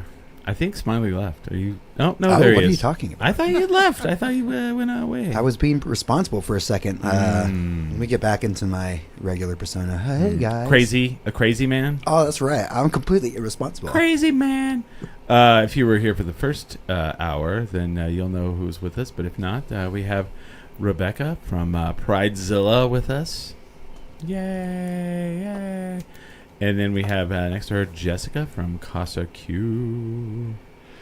And then we have from Blackwall Arts and Production, Kamisha. And then let me fix that. Let's see here. Yeah. And so we're in the wavy hour. This is kind of where we're just crazy. We react crazy. We go crazy. We don't, but no. Yeah. But I want to get a little bit into what Kamisha was talking about in the first hour. You were talking about DIY, like music, and like getting people excited. I mean, you have people that are excited about music and they don't know where to play music and they don't know how to do music and they don't because they're new, right? Mm-hmm. Is that kind of where you were going with that? Yeah, that was kind of where I was going with that. And the thing I want to get into a little bit with that is we're living for the first time in all of our lives, we're living into this weird era where the music industry is in the biggest like trash hole of its since ever. Like it's terrible. It's like really bad. You have major bands that are openly saying we no longer are going to tour in the United States. It is not profitable. We do not make any money doing it. And then you have people that are like no longer making being in bands, because it's not a thing that you can actually do. It's such an uphill battle because there's like regional, and then there's like mega famous Taylor Swift, and there's really there's like very little in between. And one of the things that I saw recently, and I don't know if you guys have read this, is the major labels are now taking music that has existed. For example, Queen is one of the major examples, and they are auto-tuning Freddie Mercury. What? Yeah, That hurts yes. my heart. and the reason why Ew. is because young people are not used to listening to music without auto-tune. So they're modifying music that already has been recorded years ago. They're going in, they're remastering it, they're cleaning it up, they're perfecting it. They're which you don't need to do. It already was loved as it was. And have you ever like gone on like Spotify or whatever, and you're like, well, the drums don't sound like I remember the drums really hitting a lot harder. That's because they've changed it. So I've decided I'm gonna go in and like I already have vinyl, but you can't take the vinyl out with you that much. So I went and bought a high fidelity player, and I'm downloading old I'm paying and downloading old FLAC music, and I don't want any of the modified anything, and I also don't like that it's not a profitable industry anymore. I want to pay for music, and I want people to be able to jump in and be like, it's art. Like, I don't want it for free. I want to go and pay, and I want to own it. And so, like, I think it's awesome that, like, you're a part of this, like, because kids need to be shown. Because, like, AI can do a lot of things. It can't do live music. Well, now even they're making AI bands. Yeah. And they're utilizing music that's come out prior in this library system that AI puts together to create this band, right? And it's not even real. No. So, it's kind of... Well, did you hear about the guy that made an AI band, and then he created a bunch of AI that would, like, would follow that band and then play it? And so then it got a lot of plays, and so he made a bunch of money, and they got him for fraud. Wow. He made the fake music and then fake followers for the fake music, and then got and like, wait. And that's where we paid you a few $1 million for that, though. So no one made the music and no one was listening to it? Oh, that's why the camera switched switched off Smiley. That's why I was like, what's going on now? Okay, let's see here. There we go. But yeah, no, I read all about that one. Well, and you can't even tell sometimes. Like, we had, my wife likes to do the holiday playlists on YouTube or whatever. Yeah. And we're like, oh, these are really interesting covers of, like, these holiday songs. And we'd, like, go to, like, look up the artist and see who's making these covers. And we're like, we can't find the artist anywhere, and we can't find it. It's not marked as AI. Yeah. It's not marked as totally manufactured. And finally, I think digging deep into the internet, we're like, oh, well, we're not listening to this. Then we boycotted it. But they don't even like label it. And it's the same. I did an audiobooks. Like, I started listening to these free audiobooks at one point. They were like, I'm like, who is this author? Because she had like 8,000 of this series with, the detective. And I'm like, these are kind of weird. Like, the voice is weird. She says things weird. And I'm like, and it's kind of, formulaic. Like, I had to dig in. Like, it didn't say anything about it. Like, none of it was real. Like, it was all written AI. Wow. The narrator was AI. I looked in, and it was like, oh, this is not a real person writing this, basically. It's like a conglomerate, and it's just put through like that's this. That's disgusting. It's That's awful. And I was like, oh, no, they're all kind of like the same They will just or whatever, feed the AI other people's work. Yeah. And then spit it out as their own. Yeah. I mean, but they don't even label it. People can do that, except we put our own like swing. You. Well, and so I went and did this. I ordered this. It's a you might call it an MP3 player. That's kind of a weird way to say it, I guess. But I don't really have a better way to say it. So this plays like it will play MP3s, but you can download like FLAC files. which is like really like lossless, like because I don't want to go back to tapes. What are FLAC files? It's like an MP3 but like a higher fidelity, like literally if you recorded it off like the vinyl, and somebody's gonna be like, oh, no. But that's fine. And so it's That's like just layman's it's terms, so layman's what I'm terms. hoping is like a lot of Simple. musicians now will start doing like a thing where they sell their record in like a FLAC format. And so like that's a this has a brilliant little idea. it has a little memory card in it, and you could put it's like an iPod again. It's like an iPod again, but it's like high definition. It's like not MP3s. MP3s are shit, which is fine. If you want to sell your MP3s again, sell them again, and I'll buy them, and we can I want to go watch live music again. You're starting to see bands give up, and it was hard. It's always been hard. Yeah. It's always been hard. I mean, it's not easy to do it. It's not easy to be but now it's even harder. It's like It is. Well, and I actually asked Kamisha recently when Yeah. I was at the gallery at the space. I'm like, what are the kids doing for merch? Like, Yeah. remember I asked? I'm Yeah, like, yeah. because I didn't even press my last album, yeah, like into a CD, because I had up until, yeah. way after it went out of fashion, because I like to have something tangible.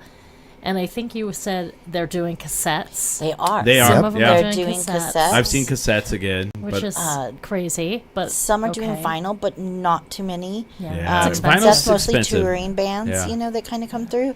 But the kids are mostly like they're making their own CDs and they're making their own cassette tapes. They're going and reverting back to, you are. Yeah, they are. CDs are back. Yeah, Oh, yeah, it's they are. fantastic. I've been seeing it on YouTube. Like the trends on YouTube right now for music are CDs and vinyl. In my And- household, CDs never went away. Yeah. That's the only thing in my living room is Same still with a CD little Bobby. player. You should It's see his all collection. Oh, I know. quick. Well, the only thing that like you can stream stuff like in my living room, or there's a CD player. Yeah. Those are your options. So I was looking. So I was I was doing research, and CD players are starting to raise in. They're starting to come back. I got a digital one. You can Digital- it's Wi-Fi. You Yep. can just plug it into anything, And- or and- Wi-Fi connects. And it's like that. The industry is like to the point where now you have to like start learning these different terms, like DAX and all this thing. And I was like, oh wow. And I was like, or I could just buy this and I'll download, I'll buy them and then throw them on there, and like, because I love vinyl, and but you can't take vinyl with you, and CDs are also a little tougher. So I was like, I'll do this because I can still Bluetooth it. They're still a little fragile. I mean, Yeah. these are things you don't want to leave in your car. But I'm all for it. I'm all Yeah. for it. I'm for it. It's kind of like, I'm not kidding. It's like a thing where, what did they say? At least CDs are cheap. Vinyl and CDs both, like every year since 2000 have gone, like the sales have gone up every single year. And this year it was kind of, I can't remember what it was, but like, I just saw the same treatment for a tape deck. It's like Yeah. it's like a Sony Walkman. Yep. But Yep. it's digital Wi-Fi. you can buy And just goes on your hip. this thing that I just held up. You can buy Sony makes a Walkman. It's a thing. It's a And thing. it plays what? They're called Cassettes? no. No, it plays. They're called FLAC files. FLAC files. Oh, Yeah. No, but I saw one that's So you're actually. sa- and where yeah. do you buy Cassettes. your FLAC files? Oh, there's several places online. It's Online. it's like yeah, you can go Because online. I used to get them when Yeah. I would record like Yeah. reel to reel Yep. back 1,000 years ago. Yep. I would get FLAC files that I never knew what to do with. Really, I mean, I would It's send just- them to it's the just- people to press. Okay, so when It's- back in the day when MP3s were like huge, you noticed you could put like a lot of MP3s on a CD. Well, that was because they compressed they them. squish them, yeah. They crushed them, and when they crush them, it really, I mean, and was it really bad? No, but like to an audiophile, they're like, oh, this is Yeah. so compressed and awful. So the I mean, FLAC, you could tell the difference between that and a yeah, CD. you could. Yeah, yeah. So with a FLAC file, it's a little more. It's like having CD quality on an MP3 player. It's just the difference. And then a Yeah. wave is like right in between. Yeah, somewhere in there yeah. because There's- that's supposed to be there's- lossless too. Yeah, there's several different versions of it. And what was his name? Neil Young tried to he was against MP3 players and all that. He came out with one and his own, and it was like very lossless and it didn't do well because it was like ultra expensive. But like it's not expensive anymore. So like that's the thing. if you can buy someone's music, buy it. Like, we're handing this money to like Spotify and Pandora and all this. Well, like, here's the thing. Spotify put out a thing that they said that the most listeners that they have, 35% of their listeners are podcasts, right?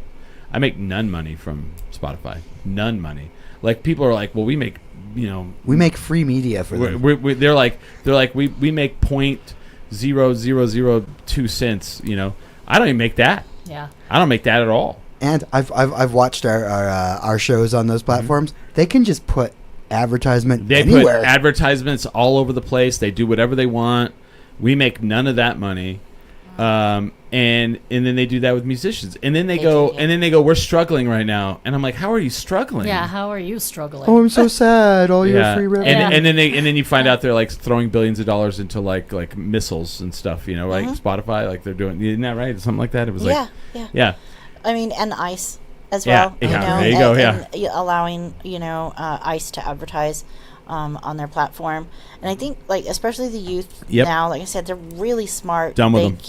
They get what's going on out there. They see how everybody struggles with Spotify, Ticketmaster. Fuck Ticketmaster. Yeah, fuck Ticketmaster. But they've seen this struggle, right, with older people in the scene or their parents who are also musicians. Yeah. And they're just not going to have any of it. You shouldn't. And as you should not, no. And I think that's also why there's and I love Albuquerque for this. There's such a resurgence of music spots and DIY spots coming back to, really kind of bring that music back in, and Launchpad and places like Sunshine and El Rey, they bring in the larger acts, which is fantastic. But Launchpad also really works a lot with the local. But they need a feeder. They need something to feed them. But they do need a feeder. Yeah. So did you know?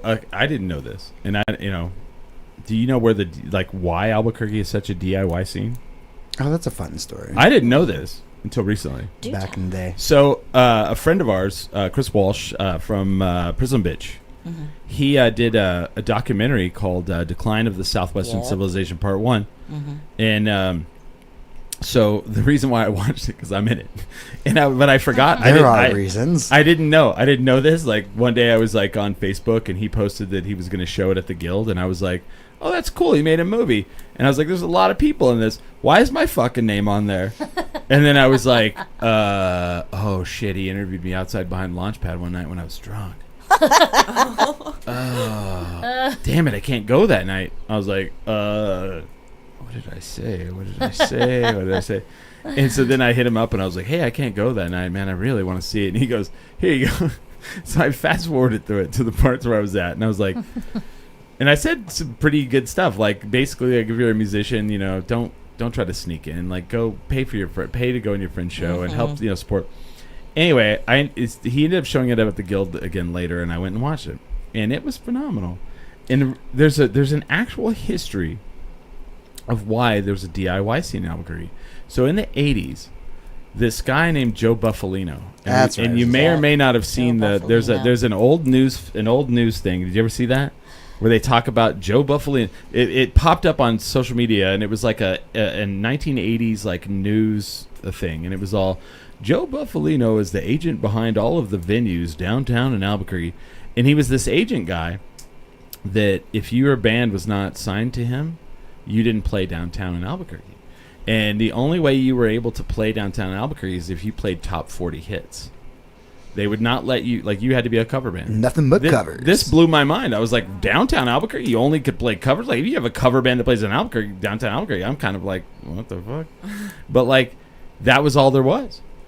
And Gordy from Black Maria, do you guys know Gordy? Mm-hmm. So Gordy and those guys were they were young kids, and they were like, well, we want to play. We want to be in bands. We want to play. We don't want to play top 40 bullshit. So they opened one of the first DIY venues in either the late 70s, early 80s. And what was the band? Cracks in the Sidewalk or something like that. And it was like some dude's garage that they opened it up, and it blew up. People like kids wanted to come watch punk rock music done, and of course it was punk rock, and since then, like, that's where it started. And like, I moved to Albuquerque 19 years ago, and there has never not been DIY venues. There's always been tons, and like right now there's you guys, there's the Minnow, there's Rinsden. I went there for my birthday. Yeah. And I thought like everywhere was like that. It's not. Like, every city doesn't have a show. No, definitely not. That's where those guys started. It was like, That's fantastic. So I know the name Joe Buffalino because my father played music in Albuquerque for such a long time. Oh, wow. And he played with many different blues bands and country bands and things like that. And then in the early 90s, there was like, it was so awesome. We had bands like All You Could Eat and a few others, that were out there that were actually really making a lot of momentum in the music scene. Yeah. And it just kind of really started, and go Gordy for doing that. Yeah. That's great. I'm going to have to pick his ear on that the next time I see him. Yeah. But, I mean, even my husband was playing music back in the day here in bands like Calling Kevorkian and that's an awesome name. So Such a 90s name.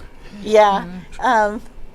But so, I mean, Albuquerque's always had such a really cool scene, and I think growing up in a musical family like I did, and then being around in the 90s for, back in, I bartended at Golden West El Rey for the longest time. And now it's so weird to walk in there and, Inside Out. See Inside Out, yeah. But what a way to run with it, right? They're just like, well, the roof burned off. Yeah. All right. Well, now it's an outside bar. Yeah. Now it's an outside bar. Go Joe. That's awesome Joe. thinking. Yeah. Well, and I mean, thank God for people like you and people, Zach, Leba, and I can't think of Aaron that runs Pridezilla, runs, and then Joe. I mean, Keeping it together for us. Thanks, Joe. yeah. I mean, people say this or that about Joe, but like, Joe tries to keep the scene, alive, How many times has the city been all, we don't want this here? And he's like, Joe's fought the city for a long time. So it was so funny because like pre-pandemic, we lived in a different world, and we come in after, right? I'm in Launchpad one night, and I'm talking to like the people that work there, and the fire department shows up, and one of the bouncers is like, why is the fire department here? And I look at him and I go, are you serious? He's here to make sure you're at not over capacity. Like, have you not ever been a part of that? Have you never seen this man come in? I was like, that's the fire inspector. Should be slightly stressful for you. This is not going to be pleasant for you. And I had to break that to him as a just regular patron. That man is the fire chief. Because that used to happen back in you'd go to Launchpad and they would show up and they'd start counting people, and if you remember a certain thing, Do you guys deal as a DIY venue? Do you have any pushback from city or anybody? No, not at all. Actually, there's only been like a couple occasions where we've had people calling us for noise, but that's because every year we do an outside event for Halloween. Okay. And so, we make sure we have all of our certificates and everything in order, and make sure we have our noise permits. And they always come and they're like, oh, you got your noise permit? And we're like, yeah. Yeah, and like, you flip off the neighbors. You go, fuck you, and neighbor. And they're just like, awesome. Thank you for giving these kids, a cool, safe space to be at. So they don't really, they don't mind. And as long as you amazing. as long as you get a permit. Yeah.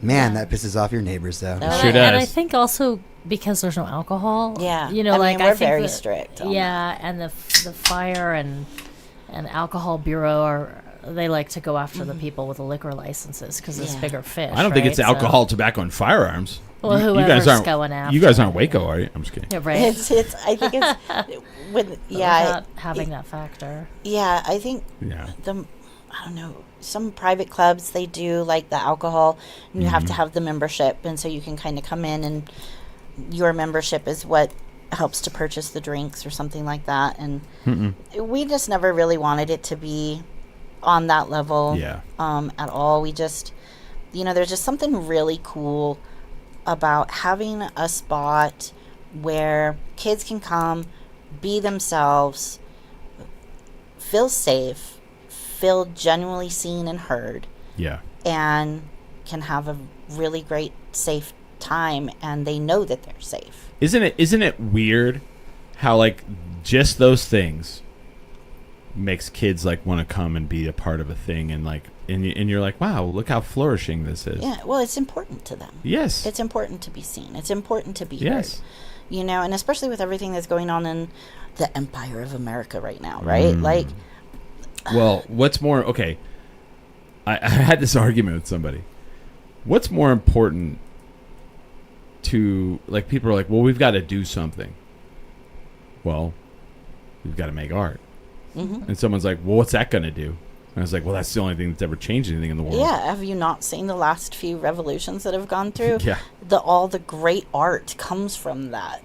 You know, if you're not making art through these times, what are you doing? Yeah. Well, and it's connection. And it is and connection. building community. And what I love that you do is you give a place for these young people to connect to something. You both do that, you know, and that's so important because we're so disconnected. The whole country, world, city. I mean, it's like, and that's where art comes back. It's like, well, what the hell is that going to do? It's like, well, it brings people together, which is what you kind of needs to happen in order to change things or have some security and safety, you know, and to kind of add on to that, right, to add the philanthropy part to that, right, a lot of these young kids now are coming to me wanting to know how to throw their own fundraisers, how to build their own shows, who to fundraise for.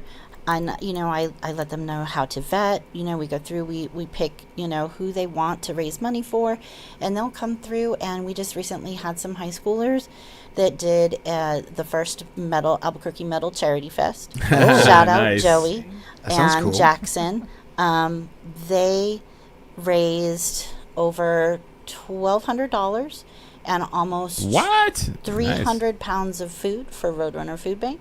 That's amazing. The money was split between 2 other charities, so they actually helped 3 different nonprofits during that time. And and I think also to musicians coming through, knowing that they're supporting a good cause that we support quarterly with our 10% that we give, right, amongst just other things that we give to, really kind of adds a different value to just coming out and being entertained or coming out and performing, right? Because you're actually doing it for something that's good. When we went to Chicago in October, people were like, oh man, are you worried about it? Because this is when ICE was, you know, I didn't know this.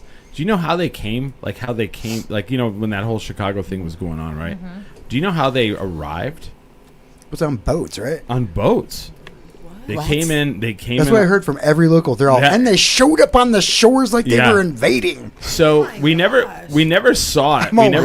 We never saw ICE, but we saw the art, and the art was where it was at. The art was where it was at.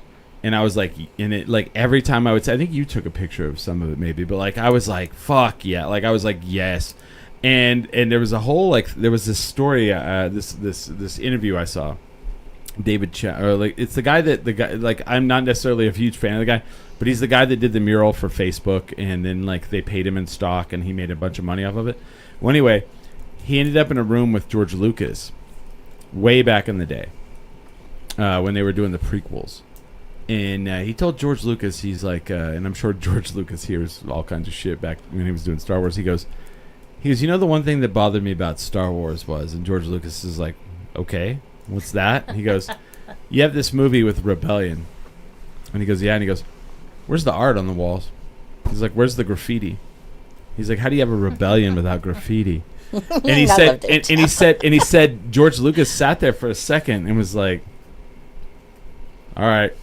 And he came in, and I guess in the prequels that he let him do some of the graffiti on the walls in the movies, and he had to learn some of the languages so he could do graffiti in those languages. That's awesome. And then he's in one of the movies, And I was Well, like, I mean, that's the right person to talk to. I mean, Yeah. like, but he got Yeah. famous off of American Graffiti.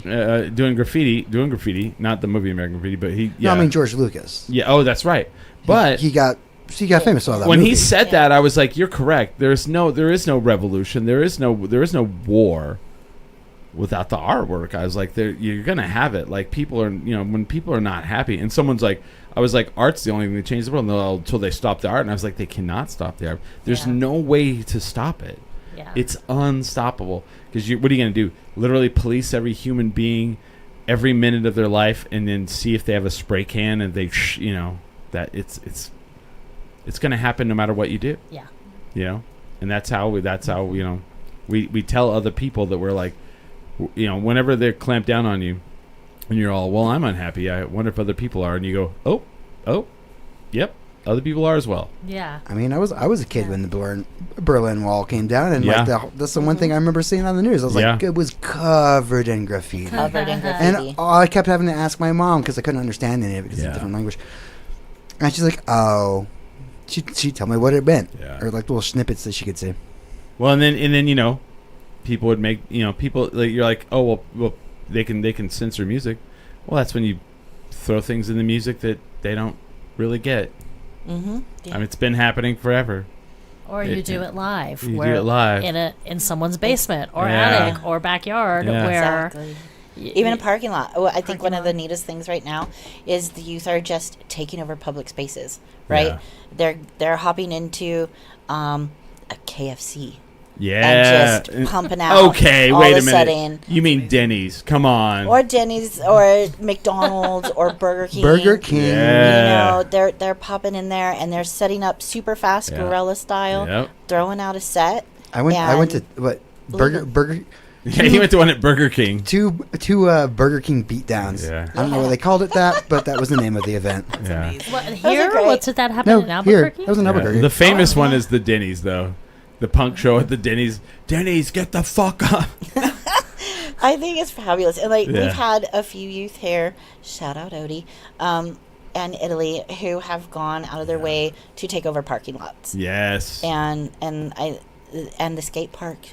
Park, they'll go drop with somebody's generator and throw a show, and then they're out. And I think that's amazing. Yeah. Because taking over your public parks, and your public spots, and turning it into art, whether it be music, poetry, or an assistant manager at a Burger King. Or an assistant manager at a Burger King. I got fired, but it was worth it. Fuck Burger King. That was such a great show. Yeah, but I mean that's where it's at. Like I love when people are like, "Well, they can, they'll stop that," and I'm like, "Nah, they won't." No. Yeah, good luck on that. A set for punk rockers. Yeah. In punk rock is like 15 minutes well, tops. Lengthwise. My favorite thing someone said to me recently is like, "There's a lot of punk rock going on in Albuquerque right now." I was like, "Yeah, the world's on fire. Yeah. People are fucking mad. Like, what do you think?" What do you think? You don't think people are doing like pop music when the fucking world's on fire? It's called I'm angry, and I need to tell people how angry I am. Yeah. Yeah. Yeah. And that's where it's at, right? I mean, do you guys have a lot of metal and punk rock? We have a lot of metal. We have a lot of punk rock. We have a lot of hardcore, a lot of hip hop, spoken word, performance art. Yeah. I'm trying really hard to blend the visual with the art.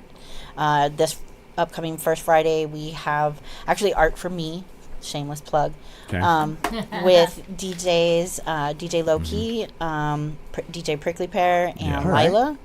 And so that's going to be a really cool time. And so it's like mixing visuals, music, and art all together at the same time.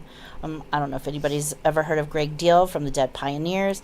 That man is one of the best performance artists I have ever seen. Is he local? He is not actually. He's from Colorado Springs, but he does come down here on occasion. Yeah. Okay. Not related to Kim Deal and Kelly Deal. All right. Greg with 2 G's. Low Key is one of my friends though. DJ Low Key. DJ Low Key is awesome. Nice. Yeah, I'm excited for his visuals to kind of go along with my art. It's gonna be I've noticed he's done some sort of I'm gonna call it like a liquid. Yeah, he's been doing like a liquid medium light shows. Yeah. With the old projector screen thing. Like he's got like yeah. We used to use them for taking notes. Oh right? Yes. Okay. So I've utilizing that. I've seen a couple. Okay, where they bring in the overhead projector. It's an overhead projector. Yes. It's like back in the day when they would take the thing and they would slide the paper on it. So what they do now is they take a bowl, right, and they start putting different like oil colors in it. Like it's like red and all. He has like a sheet that he puts down. Oh, he does sheets. I saw it once where they were doing this thing. There was like a psych band, and they had 3 of those like projector things, and they had like a bowl, and they had like different oils, and it's awesome. and as they were mixing up the oils, it like shot it up there on the band, and like did like a fucking crazy And I feel like that's definitely from the 60s. Oh, yeah, for sure. I mean, he's been DJing since... Yeah. He's like 50. He's in his 50s at least. 60s? Really? Okay. He's been DJing. Like, he shows me pictures of him, like, DJing, like, in the 70s. And I'm like, that's crazy, dude. You had hair? Wait, he was DJing in the 70s? Yeah. He's wow. Yeah, no. See? Art has no age, man. Yeah. So many years of experience. Yeah. So many years of experience. That's pretty cool. Yeah, his music is great. His art, that he does with the music is also fantastic. I've heard Prickly Pear, but I've not seen him live. But I hear it's awesome. So, it's a First Friday event. It's a no one turned away for lack of funds. Mm-hmm. We do suggest a $5 donation to go to the DJs. So.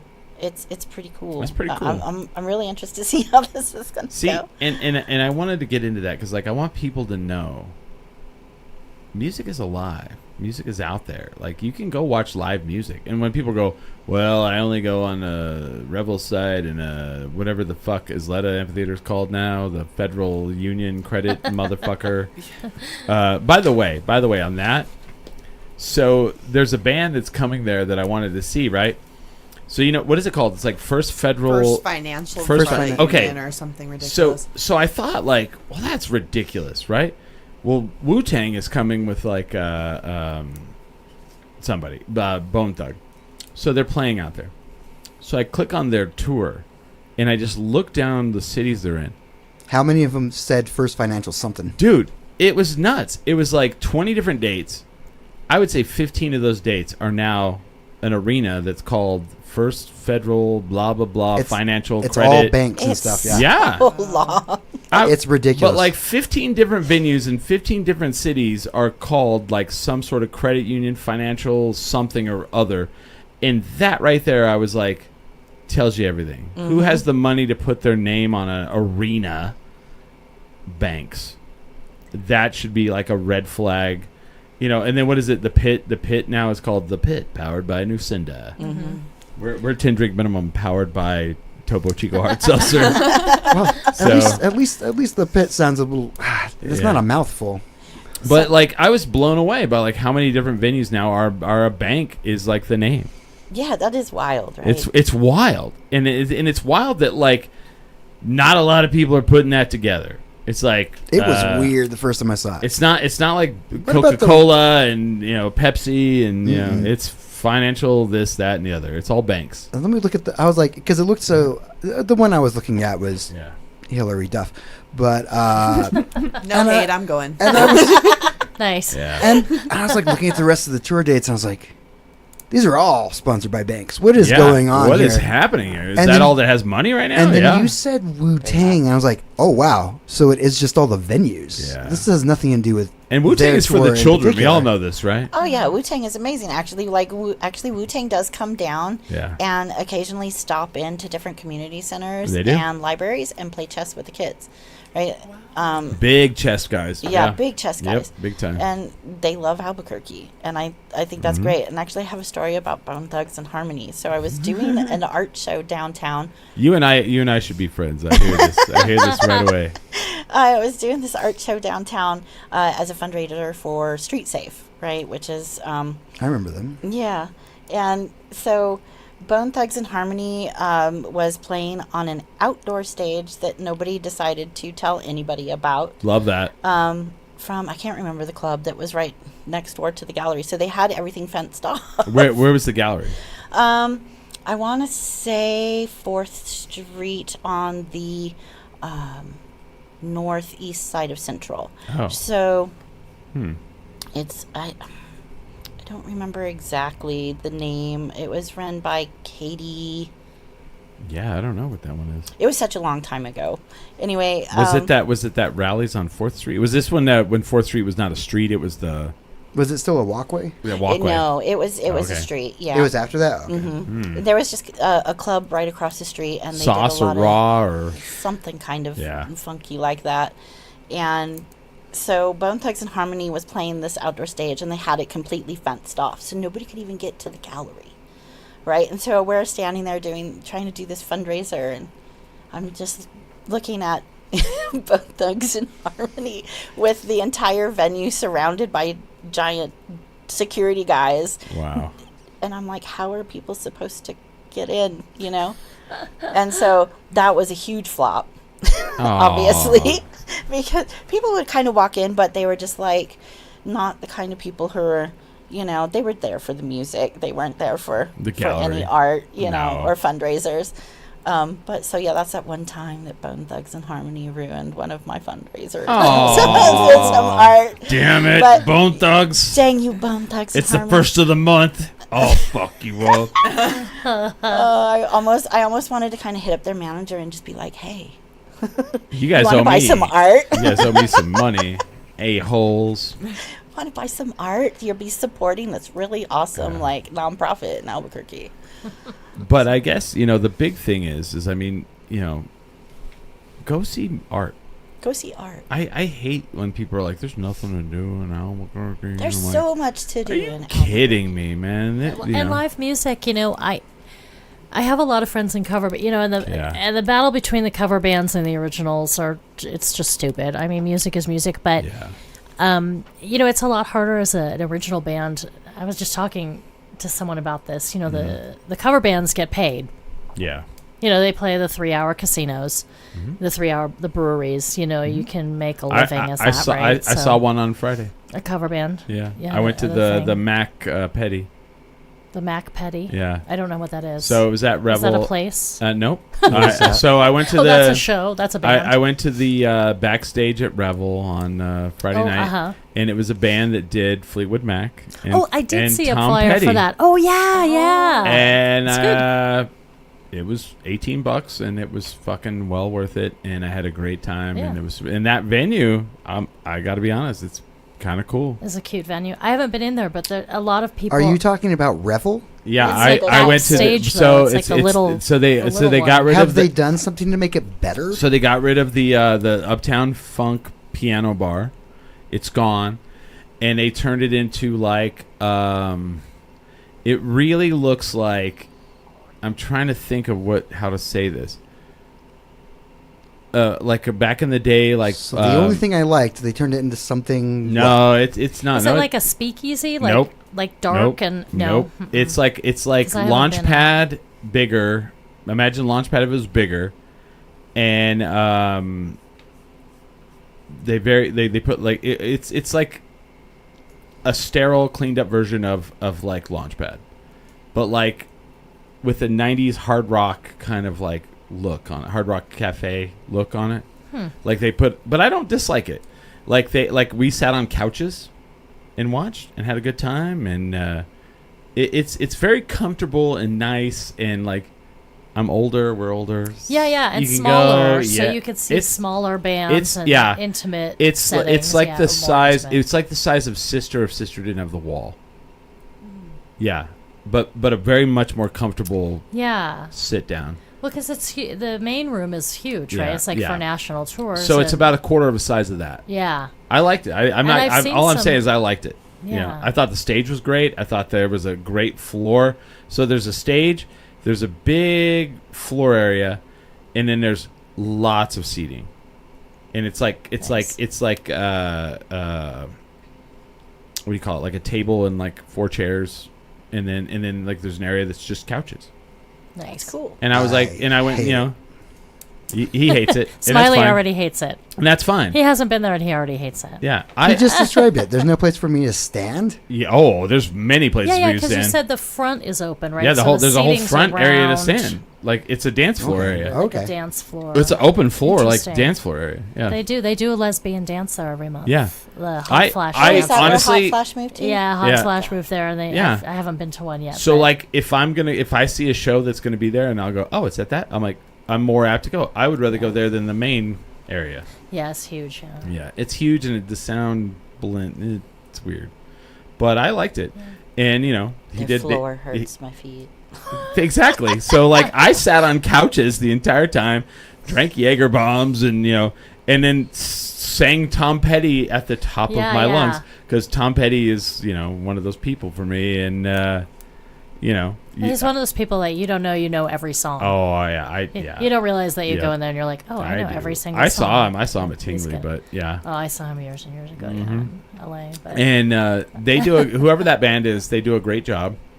And it tripped me out because they needed 3 women to do Stevie Nicks. Oh right. And it didn't trip me out because I to do like the lead, like different. They all had. Yep. Mm-hmm. And then someone's like, they have 3 different singers. I was like, yeah, they have to. Yeah. She's that. I good. saw Erin Bent did Stevie Nicks one year. I think you were at that. I saw you there. Yeah. She did a great job. She did a great job. She's amazing. Because that's a hard. When people like take on shit like that, I'm like, whoo. Yeah.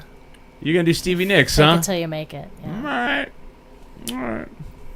See how that goes, Nice. and then they do it, and you're like, "Fuck, man," And sometimes people don't get it. I'm like, "Man, that was hard." Like what they just did was a big. Well, and that's deal. and the cover bands, cover versus original. Again, it's like it takes talent to do 3 hours well of covers. It's an entirely different, set than the. You're saying this. Have you watched the movie Song Sung Blue? Of course I have. I'm like a huge, ridiculous Neil Diamond fan. How many times you cried in that movie? I cried. Probably the whole thing. I watched it in the theater. It was good. Did you go on Christmas Day? Because I dragged people with me on Christmas Day, and they're like, "Fuck you for making us go here on Christmas." Yeah, I saw like, that. Really, she gets hit by a car and loses her legs or whatever. Wait a minute, that was sad. And I was like, okay. It was. I'm like, I didn't know. I just came because it was Neil Diamond. Right. Something for Neil. I don't know. And I thought, well, that was the sad part of the movie.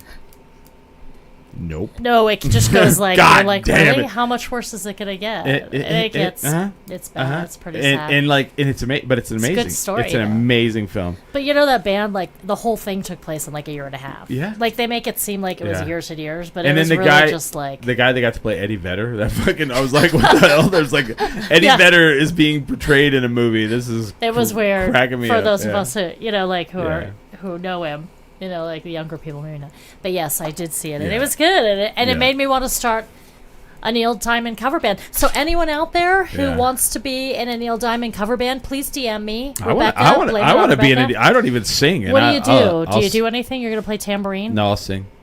No, I'm the singer. I can play the Damn it!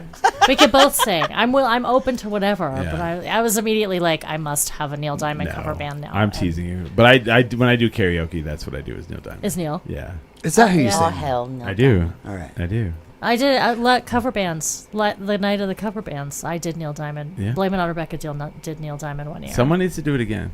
Yeah. As I was mourning. It was beautiful. He's great. Yeah, Neil Diamond was. He's coming out with his third of a series album with Rick Rubin. I saw that, and he's like, and the first two how are old amazing. Is he? He's like 90-something years old. He's sick. He's gonna. Yeah, he's not in good health. He had to retire because he can't sing anymore. Yeah. So when that movie came out, I'm like you. I was like, oh, Neil Diamond, the movie about Neil Diamond. It's not. It's not about Neil Diamond at all. Yeah. It's about a couple that were Neil Diamond cover band. Yeah. They were a Neil Diamond experience. Lightning and Thunder. Hugh Jackman. It's a great cast. Dude, Hugh what's her name? She got nominated for Academy Award. Kate Hudson. Kate Hudson is so good in it. She's really good. Is so good in it. And they're both really singing. And yeah. And when they did the tour, the press junket for that, they brought the lady along with them that she portrayed. Wow. And I'm not going to say why the guy's done it. He didn't go. I think most people know the story, but yeah. It's pretty rough, yeah. Yeah. I cried 4 times in the theater. I was like, my God. It was a definite tearjerker. And they were really pissed that I dragged him on Christmas Day to go see a tearjerker. So I'm like, good. I didn't I just knew it was about a new time to cover band. That's all I know. But I love that, like, Michael Imperioli, who plays Christopher on The Sopranos. Yes. He's like, in the movie, he's like a Buddy Holly impersonator. That was awesome. Yeah. And I was like, is that Michael Imperioli? Like, he's like, yeah, Buddy Holly. Yes. It had a good cast. It did, yeah. And then the one that threw me off was Jim Belushi. He was like the agent, the booker. But then he was like the guy that drove the people around. He's all, everybody from the casino, get back on the bus. Yeah. It's a great film, yeah. It's a cute flick. Watch that movie. It'll bring Kleenex. Yeah. It'll bring definitely Kleenex. Or watch it when you're at home. Yeah, if you're at home. So, yeah. But, you know, I guess the end of the story is go to pridezilla.org and donate to Casa Q if you haven't yet. And as we circle back around. Yeah, and we prepare. So are we done? Do you want to hear the rest of the bands though? Yes. That are let's coming do it. for Let's do it. I didn't even get to that. Oh, I thought you got all the bands. Well, there's Old Town. So the Old Town Pridezilla. Let's do it, and then we'll be done. And we're almost done because you know some of them. Yeah. Actually, one of them does your theme song. Who is this? So it's the person that does our theme song. Your theme song. So well, I want to hear if she knows who it does. Well, it's the band that's coming is Mega Babe. Okay. Which is Monica DeMarco, who is married to Carlos Garcia. I don't care. Carlos the Tall. I like her. You know, you love Carlos. Everybody loves Carlos. You know, he did your song. He's got Youngsville did your song. I know. Yeah.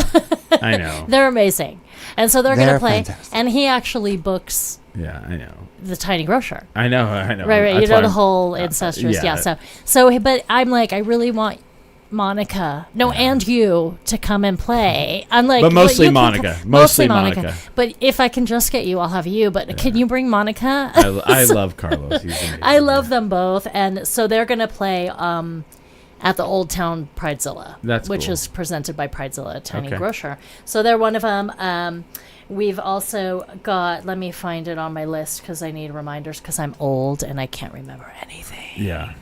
The Slow Burn Band, which is actually a conglomeration of cover band people, but they're writing originals. So I'm super excited to hear. Are they from like Slow Burn Coffee? No. Oh. It's Chris Leba. Oh. From Shoulder Voices. It's Joey and Rick from Crazy Bird / Royal Monaco. Yeah. And then it's Colleen from One More Silver Dollar Band. She's the singer. Okay, yeah. So they're, I think, writing together, and this is going to be like, I think, their debut performance. Ooh. So I'm pretty excited. I love Chris. I love all. Colleen, I don't know very well. The other three I've known for years, and they're awesome guys. So, so they're on their Sugar Motors on there. Okay. With Adam Seidel, Sugar Motors. So they're coming out, and then I have some sort of. The final spot is some conglomeration of a band named Sue and Sin Limite because neither of them can all do it or something. So it's like it'll be like Enrique on the what do you call those? Accordion. He's amazing. I was like, I love that could guy. Be anything. And you're like, what are you doing over there? The squeeze box. The squeeze box. So he does the accordion. It makes sense now. It makes sense. You know, the thing. You know, that thing. And then Dare plays in both those bands. So they're like coming together and then they're trying to figure out who they're bringing. So, but that's always like, you know, folky or Latino or, you know, it should be fun. Anything with an accordion. I don't know about how you feel about that, but I'm in for anything that has an accordion. I'm that way with the banjo. You got a banjo, I got it. Oh, I got toss in a banjo and an accordion I went and saw the lead. I went and saw the lead singer from 311 at Inside Out last Sunday. Ooh. Because he now plays in a band with a banjo. Nice. Well, they're like, we got the guy from 311 coming on Sunday, and I was like, why? And then I was like, I went and checked him out, and I was like, why is this bluegrass? And I went, wild. And the opening band was so amazing. Were they here from here? Or they were touring with him? They were touring with him. They're from L.A. L.A. And you would immediately see them and think, I can't think of their name, but like, and they're his backup band. And immediately I was like, these guys like play like they're from the Ozarks, but they were from L.A. But yeah. So they were the opener, and then they backed him. Yeah. Oh, that's cool. Yeah. Yeah, that's awesome. It was cool. Speaking of banjo. Yeah. Did you know Steve Martin actually plays an amazing banjo? Oh, yeah, I do. Well, he won a Grammy, right? Yeah. Has he won just one? I thought he probably won a couple, probably. Okay, I may have only seen the one time he won a Grammy, but... I don't know. He does play amazing banjo, though. It's weird because like he is such a like multi-talented human being. Yeah. Not just growing his hair out white. I mean, that was the most amazing skill I'd ever heard of. Oh, First time I saw him, I was like, God damn, he's 30? Can I be white haired by 30? Because he looks great. He's in the show with Martin Short right now. I just watched the first. Only Murders in the Building. Yeah, the because first they're one was so really lazy that they good. won't leave the building to solve murders. Totally. No, that's not why. I love it. No, that's the whole reason behind it. They're, He's like they're only retired. murders. Yeah, no, yeah. that's the whole thing. The And whole Selena point Gomez, of I it. love Yeah, her. they won't leave. It was they're super like cute. only murders in the building. Yeah. we'll solve it if it's in the building. No, Yeah, if it's otherwise outside the building, too we're much retired. trouble, yeah. I I'm just gonna love play that. my I just best. love that Keep it's it Steve it's Martin, two of the yes. amigos, just two of them. Yeah, and they're awesome in it. And They then are. Selena's perfect. It's like the perfect little mix of like. I need. millennial I watched the and- first season. I need to watch the. I the rest haven't. of I have only watched the first Yeah. season too. Oh, it only gets better. it. Yeah. Really? I think that's the good. the latest Yes. one they actually left the building, which ruins the premise. But Right. Right. That's not. Fair enough. It's not okay. So But, all right. but yes, so that wraps all of the 3 events. I think Okay. I've talked about everything I possibly could have talked Yeah. about. Oh, United Soccer though has donated a fabulous grand prize Who for the who has? heck yeah. Say it again. United Soccer United Soccer. Peter. for the Peter. and a signed jersey. Really? Those guys are amazing. Yeah, for the grand prize for the 30th. And it's funny because like So- United is on the backdrop behind you. Oh, so there. yeah. There Thank go. you, There go. United. Yes. oh wow, They- that was perfect. Yeah, they're awesome. Did I know you can't see, but I'm Peter. sure. There we go. But yeah, so that's gonna. He's be, done this that's show. very He's exciting. been here. That's awesome. cool. Is he the owner? I don't know. I probably He's the owner. should know Yeah, who he's he the Owner of the is. United, yeah. owner. Peter Trevisani, yeah. I'm like, I, I don't know. and I'll hit him up and I'll be like, hey, you want to do the show? And he's like, yeah, let me know whenever. Oh, he's nice. he's super. Yeah, he's super. Oh, cool. yeah. Wow, it's a pretty That's awesome, awesome. grand prize because I was glad that Casa Q was able to do that because I don't know anybody anywhere Yeah, for they're that, so. incredible, really big supporters Of of Casa Casa Q. Q. Yeah, I saw that on the website. That's why I'm like, can you talk to them? Yeah, he's a good dude. Get something cool. Yeah, and then like literally like I don't know, 20 minutes later they were like, yeah, come by and pick it up. It's he's ready. yeah, I was like, he's, great. he's super. He's so. He did this show and they were messaging him. They were like, stop doing shots. What? That's awesome. Yeah. They're like, or Yeah. don't talk. Yeah. One of the two. Because he was just going up and yeah. I'm. Are you guys excited that we might get the stadium at the State Fairgrounds? Like, what do you think of that? I am neutral. Yeah. Yeah, I mean, I'm not one of the Yeah. people who's like, fuck that. That's not. I And don't I'm know. also I don't not feel like I know yeah. enough about it Same, to like yeah, have a same. strong opinion, but Yeah. like I don't know. The fairgrounds are also very like nostalgic, you know. That's like, Well, why- but that's why people they are need like, but they need boo-hoo. some work. oh, for sure. Yeah. I thought it was Yeah. supposed to be housing that was going in there. Well- That's what I I think happened? it's going to be mixed use, like Yeah. both housing, shopping. Because I other don't love a kind of stadium stuff. taking You over don't- housing that you- we need. well, you but I don't- think Agreed. it's Well, you don't maybe- want me to talk about this because I'll tell you exactly what's going to happen. Okay, tell me. What you think is going to happen. No, I know what's going to happen. Okay. Because I thought it was supposed to be low-income housing or housing of some sort that was going to go into I know the. they're doing that with the San Mateo, 2 big, tall, pink buildings. Yeah, that I Yeah. saw. Which is good, finally. That is Okay. good. So what I Social think is windows going left. to, I mean, no, I'm pretty sure this is what will happen. They're going to build a stadium there, and then they're going to sell. They're going to go and buy up all of the local businesses because it's a impoverished area, and they're going to give them Parking. like a little over like what their business appraises for, and then they're going to turn it into this like whole area where Gentrify. where it's a whole I see where stadium. it's going. Stadium / bars / Expensive things that you can't afford if you live in the area. Yeah, but not. Oh no, you'll housing. be able to live in the area. It's just you will be able to afford it because you will. You'll have to be in order to live there. Yeah. You'll have to have Mhm. lots of money. Yeah, So that's gentrification. as a Cubs fan, growing up, I went to Wrigley in 1994 and saw the Cubs play for the first time in Wrigley. And you would go and get off the L train because that's the only way you could get down to Wrigley. And Wrigley is in the middle of a neighborhood. Well, that's a weird way to say it now. But at that time, you would get off the L train and you'd walk past all of these row houses. And people would be out on their stoops because they lived there and they were selling like kind of like bootleg like Cub stuff. And and you're like, oh, that's cool. And it was like really cool. I was like, man, these people live in the neighborhood where the games are played. That's amazing. Smash cut 2019, and that is not how that neighborhood is now. Yeah. It is Disneyland for adults, and all those houses are now bars and restaurants, and people don't live there anymore. And the cool apartment houses that had bleachers on top are gone, and those are luxury boxes for corporations. And that's the Kings Stadium, because I moved here from Sacramento. I lived there for 10 years, and it's the same thing. They built the huge stadium in the middle of the downtown. Yep. And now you can't even drive downtown. You're like, really? And nobody can afford there. And you're like, why would you put a stadium right here? I mean, I get why, but... And everyone's like, well, why would they build it there? It's, that's a terrible part of town. I'm like, yeah, because the fucking property will not cost them any money. To buy everything around it, yeah.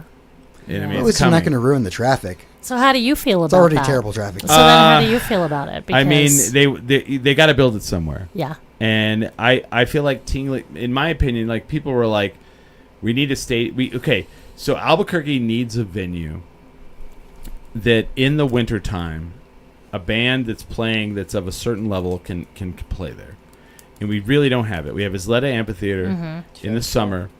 In the wintertime, we just really don't have, like, we have Tingley Coliseum, which is just a piece of trash that is like... And didn't they just, like, redo it, like, a decade ago? I thought it was closed for, like, remodel or 2 decades or whatever. And, like, someone's like, well, we need to build... it was just closed. Yeah, well, like, you go in there, it's pretty rough. I thought it was gone. It's pretty rough, and my thing is just tear it down and build a new one right there. Yeah. Like, just build, would we be upset if, like, for 2 years, we had to build something? The thing I thought was already gone? Yeah. Yeah, but I mean, we got to have something. Yeah, I have mixed feelings too. And that area is so. It's pretty rough. Hard. Fragile. It's a hard area. Like when they talked about moving the state fair, I was actually for it. Oh yeah. Because it's outgrown that area. And someone's like, "What do you mean by that?" I was like, "Well, try driving through there when the state fair's happening." I live right Good luck. in that area. Good luck on that. That's our hood. Yeah. That's I'm like, okay, so pretty close to there like too. When the state fair happens, it's like too. I remember. So my friends wanted to go to the state fair one night. It took me an hour and 45 minutes to get there. Yeah. I was like, and even just to find parking. Yeah. You're parking in neighborhoods and walking, and in some of those neighborhoods, if you're going in as single women parking and walking an hour, you don't want to do that. It takes away. I'm sure it takes away a lot of business because it really did outgrew its space. No, it has, yeah, and the infrastructure that's there is awful. Like just the infrastructure with the streets, infrastructure inside the place, like it's driving around it on those little it's a nice property. It plumbing just needs to be used and they could use it for other things, but so if they're gonna do something, like they got to figure out something else. Yeah. Like maybe they need to close some of those streets off. Maybe they need to widen some of those streets. I don't know. But here's the problem: they're going to go in and they're going to wipe out a lot of those businesses. And but a lot of those businesses are already gone. It's true. I mean, it is like destitute down there on San Pedro. It's the oldest story. It's the oldest story. It's hard. We're going to build a stadium and we're going to come in and we're going to sell all the property off to all the rich people and they're going to gentrify it and kill it. Yeah, it's terrible. I mean, and someone's like, I don't know, man. We'll see. And I'm like, well, yeah, we'll see. We'll see who in 10 years who's right or wrong, Who's there? And did that happen yet, or that's just is that just on the table, like Texas taking some of eastern New Mexico? Oh, isn't that is some it just shit, on the right? table, or is it? Did it? Well, here's what's fucked up about that. Not to extend this, we're extending this longer, but I'm sorry. You're getting me lit up now. So here's the thing. I'm like, you can have them. Just take Portales and fucking Clovis. But that's not who it is. Sorry, I'm just kidding. I'm just totally kidding. But that's not who it is. They want that's not who they're looking for. Who do they want? They want southeastern New Mexico. They do. Yeah. They want our oil and our minerals. Yeah. They want the water. She got it. Yeah. That's our oil. And you know what's messed up is they want to go.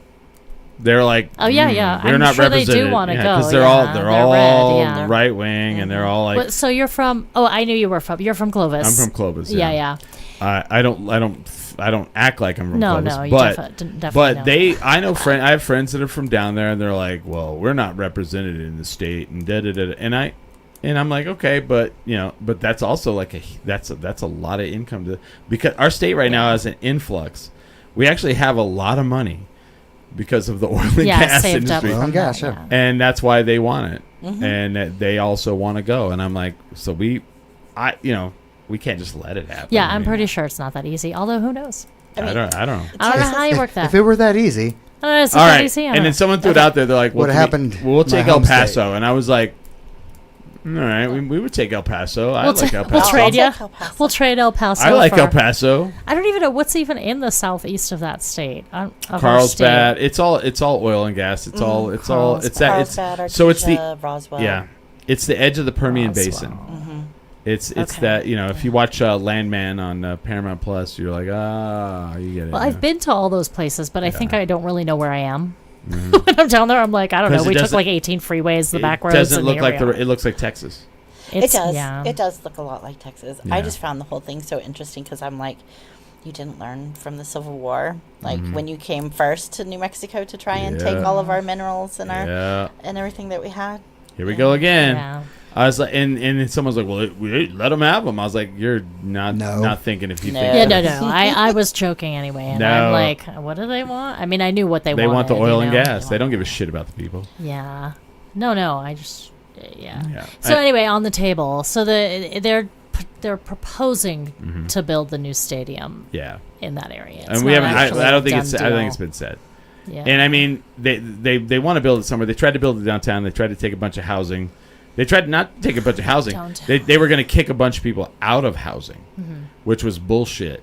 Yeah, that wasn't going to happen. People who had homes already, they were going to boot them out. They were going to In build it. They were. Barrellas. Well, it was like, it was where it was like it wasn't. It was like Second, and it was like Yeah, they're going to do it like right down the street. it was over south there. of Cole on Second. You know where there's what's that place that a homeless shelter right there. They were going to wipe that The out. whole thing.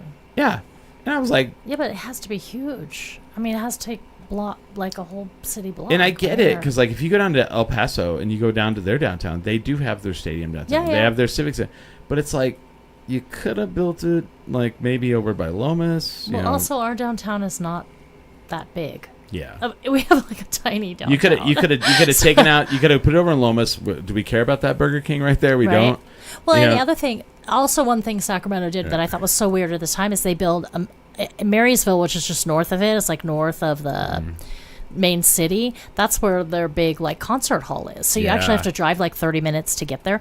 And at the time there was nothing around it. I'm like, why are they doing that? But that's why. There was space. It was cheap that you could park. It didn't take it didn't take forever to get in there just to go to a game or whatever or a show. So it almost seems like, well, why don't you look outside, like maybe Rio Rancho or West Side? Well, or, because no one. I mean, I know they don't love that idea, no, but you it's, can't. You can't. it's. I'll tell you why. Tell me why. Because they built that Rio Rancho Event Center out Yeah, there. yeah. Nobody And wants to go. and every team that moves out there, No one goes to out watch there. 'em.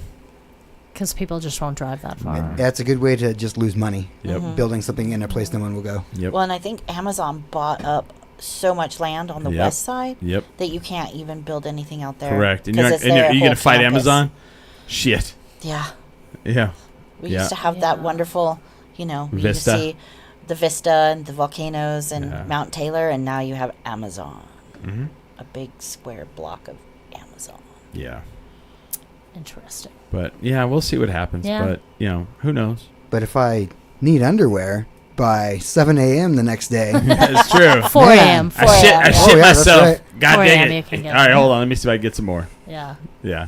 All right. Well, it was great how'd having you know where I was going? Yeah, all right, it's great having everyone here, man. I really enjoy it because thank you. I Yes, love thank being you. I love being a part of this, and I love like everything that's about it. Pridezilla.org. May 30th, 3 to 10. I'm glad it's not 1 to 10 because I was like, man, that's a long day. I'm gonna have to carb load for that. I don't usually make anyone come the whole time except for me. Well, And my apparent- wife. I'm gonna be there the whole time, right? Yeah, 3 you to are. 10? But All now right. that it's 3 to 10, I'm making people come the whole All time. right. Well, I could do that. I guess I can do Yeah. that. I'm just kidding. Do I have to bring up little Bobby? They're not on the main stage, are they? Just pretend like you don't know him. I'll be all little Little who? Little Bunny is coming up next. I'll just mess up their whole name. Yeah, he is on the I'm main just stage, kidding. yeah. No, it's fine. No, it's good. But they are supporting. They're supporting. Giving donation to Casa Q. That's cute. And then May 1st at Blackwall Arts and Production. They're going to have Pridezilla. So go, like, support it all. Support it all. Lots of gorgeous art to look at. Lots of awesome music to listen to, and fabulous cause to support. And Grimm.